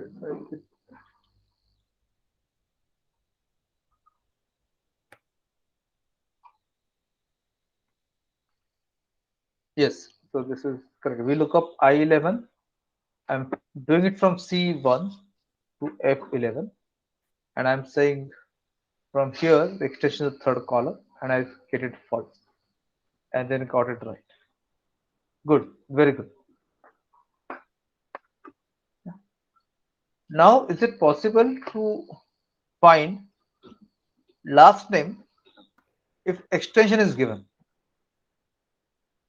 If I got extension, okay, for that let me just check whether everybody's got same. Brunal, you have put it I5C1 to F11, then column is 4. Yeah. Column 4 is 1 to 3. That is date hired. Column 4. Yeah. If you're doing from C column, I, first I, name. I did it. I did it for Ramesh. I did it for Ramesh. Mm-hmm. So And what answer did you get? 39918. Because you found something in F column, because you're, let us say this is the data that you got, and you're looking at extension is the third column, it's not the fourth column. Okay. Extension is the third column. Yes. Yes. Correct. Yeah. 2604. Correct. Got it. Yes. Josna, I also got it correct. That's very nice. Okay. So the question is, if I got the extension, like for example, if I get the extension as maybe 1231, is it possible to find the last name of that person using VLOOKUP? If I got an extension and then I want to find a last name of that person, is it possible using VLOOKUP? Actually, your requirement is on the left hand side of what the ID is. Yes, yes.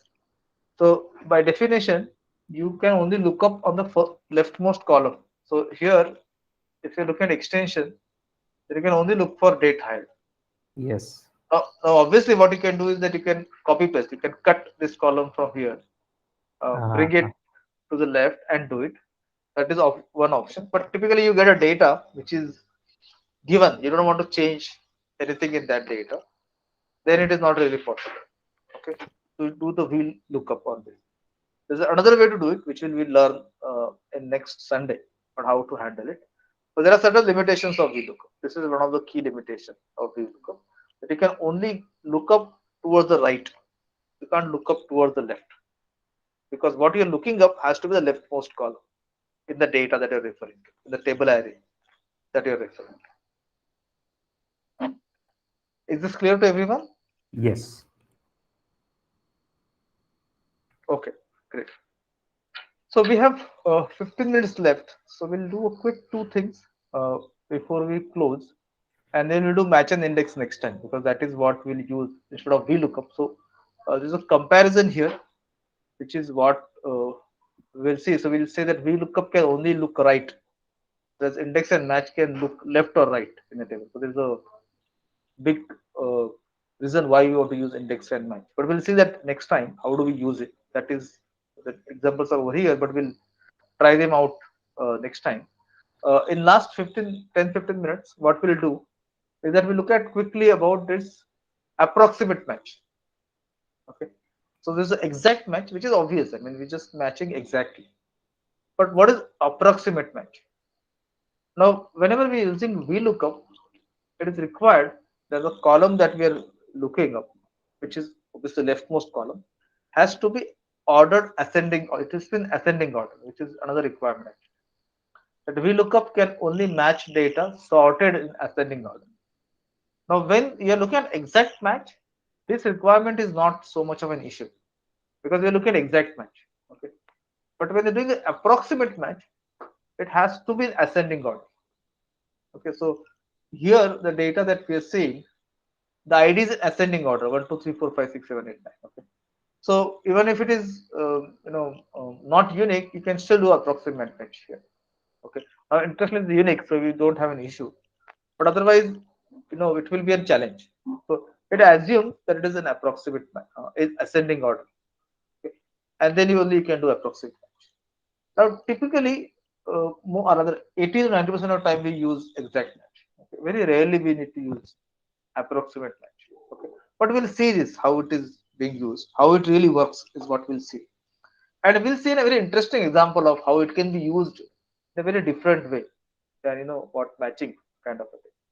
So here we have got a table of income tax. I mean, so now is the time. New financial year has started, so I'm sure you will see this.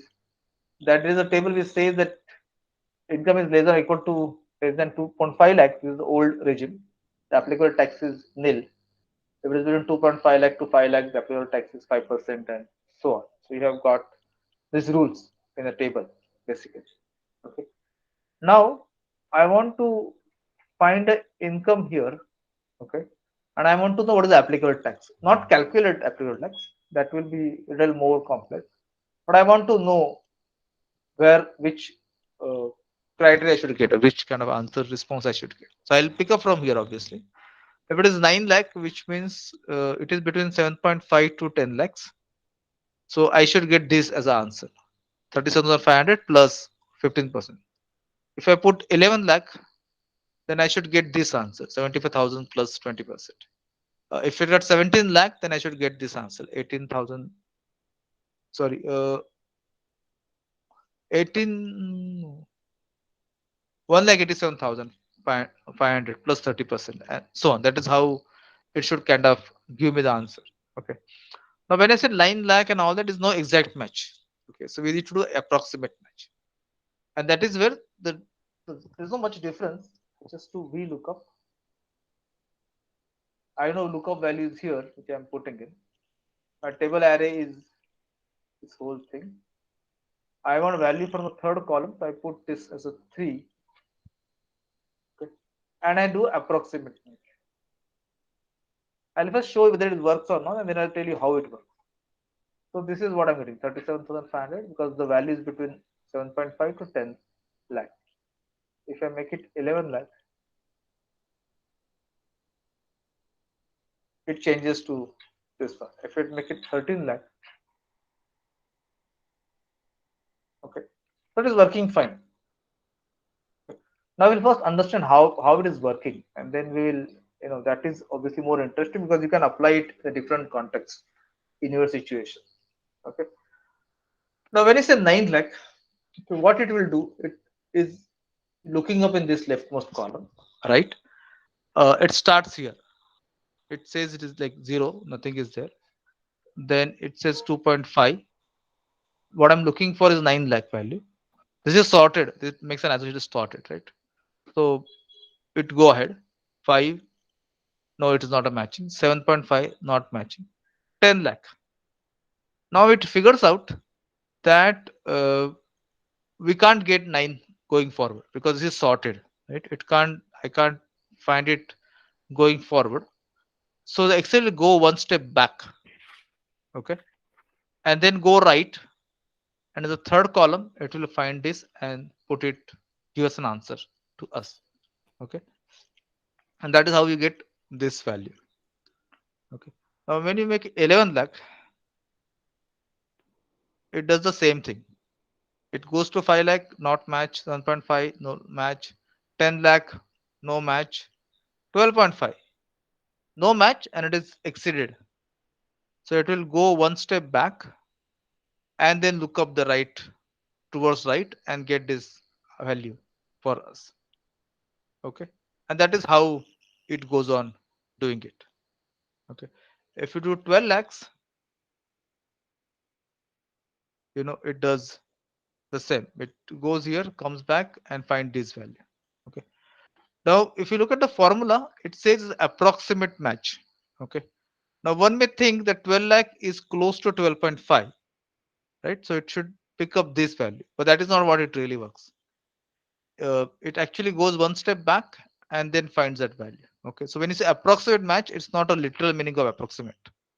It is not the close match. It's kind of sorted. I mean, whatever is the just before that is kind of picks it up. So this works in a very peculiar way. And if you're really using approximate match, then you need to be very careful about using it.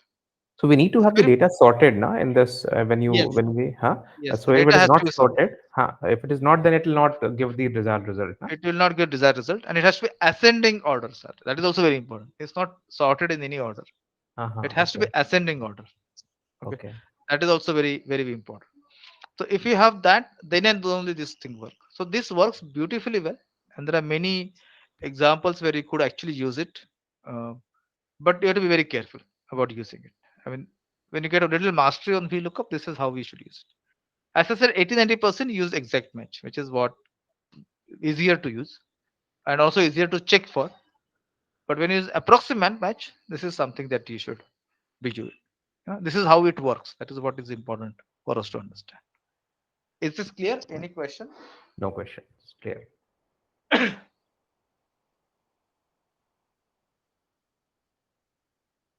Okay. Now, if you look at the other one, which is um, the same thing, it's a same table, just horizontally organized, and hence instead of VLOOKUP we use HLOOKUP. Okay, so we do HLOOKUP. Lookup value is this. Table array, we need to be careful when selecting this. This becomes a little tricky. Yeah. And then you now you are looking at row index. So we'll say 3, not column index, and then we say true. So HLOOKUP per se is not very different than VLOOKUP. It's just that when data is organized horizontally, use HLOOKUP. Otherwise, it's the same. Okay, there is a column, here is a row. That's the only difference. Since most of the time, 99% of the time, your data is vertically given, or like what they're given here, we use VLOOKUP. That's the reason you hear VLOOKUP. You never hear about HLOOKUP because you don't need to use it in 99% of time, right? So it's only in a data is horizontal, you usually use HLOOKUP. Otherwise, use VLOOKUP. Okay. So we have seen so far VLOOKUP in terms of how it could be used. What are the limitations of VLOOKUP? We also see, both exact match and approximate match. Okay. And as we have seen the limitations, we also got to know that we need to know something. We need to have some other way also to use VLOOKUP. That is what we'll study match and index in the next session on next Sunday per se. But let me just quickly show you this comparison, and it says that the first 4 points are show what are the limitations, that it is only look right, you know it can only use vertical ranges, it can't use horizontal, which case you use HLOOKUP anyway. VLOOKUP can only match data sorted in ascending order when you are looking at approximate match. When you're looking at exact match, the sorting is not a requirement per se. Okay. And when you have very large data, maybe 100,000, you can actually have more than a million rows in a little more than a million. But if you have a very large data, then VLOOKUP slows down significantly. So that is where the other thing works. But even though of limitations, it is still popular because it is first simple to use, so to say. I mean, as I said, there could be challenges, but it's just one function that is there. It is a starting point for learning lookups. So this is when you're doing match and index, we'll first teach VLOOKUP because that's easy to learn. Then we go for advanced ones. It's easier for others to understand, and most probably, or rather, the most importantly, VLOOKUP is used widely. So if you get a data, Excel data from someone else, it's possible that they use VLOOKUP. So you need to know how to use VLOOKUP. So that's the reason VLOOKUP has become so important. In many cases, we actually ask students, or people who come and say they know Excel, and then the first question is asked, "Do you know VLOOKUP?" When the person says no, then we know okay, the person knows Excel, which is like how to use Excel in terms of opening files and typing some data. But the moment you say you know VLOOKUP, then people say yes, now you know advanced Excel. So in advanced Excel, VLOOKUP is a prominent feature that we need to learn, in spite of the limitations that we have, which will anyway see the other way to do it in next session. Yeah. So I hope this was good, useful so far. And I know some of you may have still some questions. I'm going to stay back for 5 more minutes, even though we are done for the day, to resolve the issues that some of you may have. Uh, but before that, just a quick thing that next session we'll be discussing whatever is left over from this, and we'll look at some data analysis tools in next session. So that's on next Sunday from 9:30 to 12. And please bring your laptop because that is very important. And whatever you missed today, please do it during the week, and also do the homework if possible, and use WhatsApp group to ask questions. Okay, don't hesitate to ask questions. This is not only about those 4 sessions. This whole month we are learning advanced Excel. So if you have any queries, please post it on WhatsApp and in the group. Instead of sending a personal message, put it on the group so that we can, others also get to know. It's like same thing like asking questions in the class, right? So if I answer you, it will also help others. So please put in the group. Don't ask personal questions. I can still answer, but it will be useful for others if you post it in the group. Yeah. So thank you very much. I'll see you next time. But I'm here for next 5 minutes in the room. So if you have any queries on whatever we discussed so far, please stay back and we'll discuss for next 5 to 10 minutes. Yeah. Otherwise, if you're done, we can leave the meeting and we'll see you next time. So request you to share this Excel file on which you have worked. That would Yes, be a I reference will do point it for us. on WhatsApp. I'll share it on WhatsApp. Thank Sure. you so much. Thanks. Bye.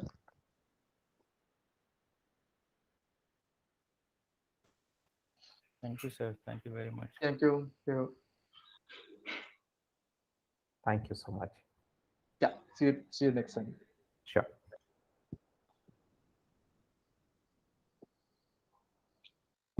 Thank you, sir. Thank you. Thank you, sir. Thank you. See you next Sunday. Yes, Rishma ma'am, I'll just share it in the chat box for Hlookup.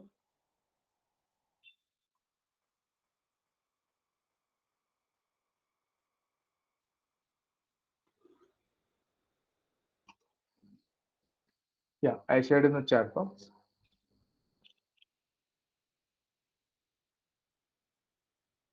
Rishma ma'am, I think you joined late. Could you kind of figure it out? I mean, did you follow?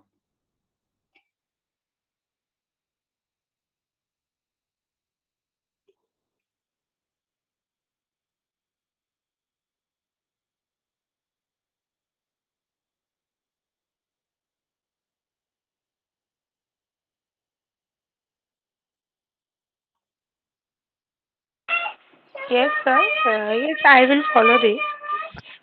Actually, there was a shortage of electricity, so that's why I joined late.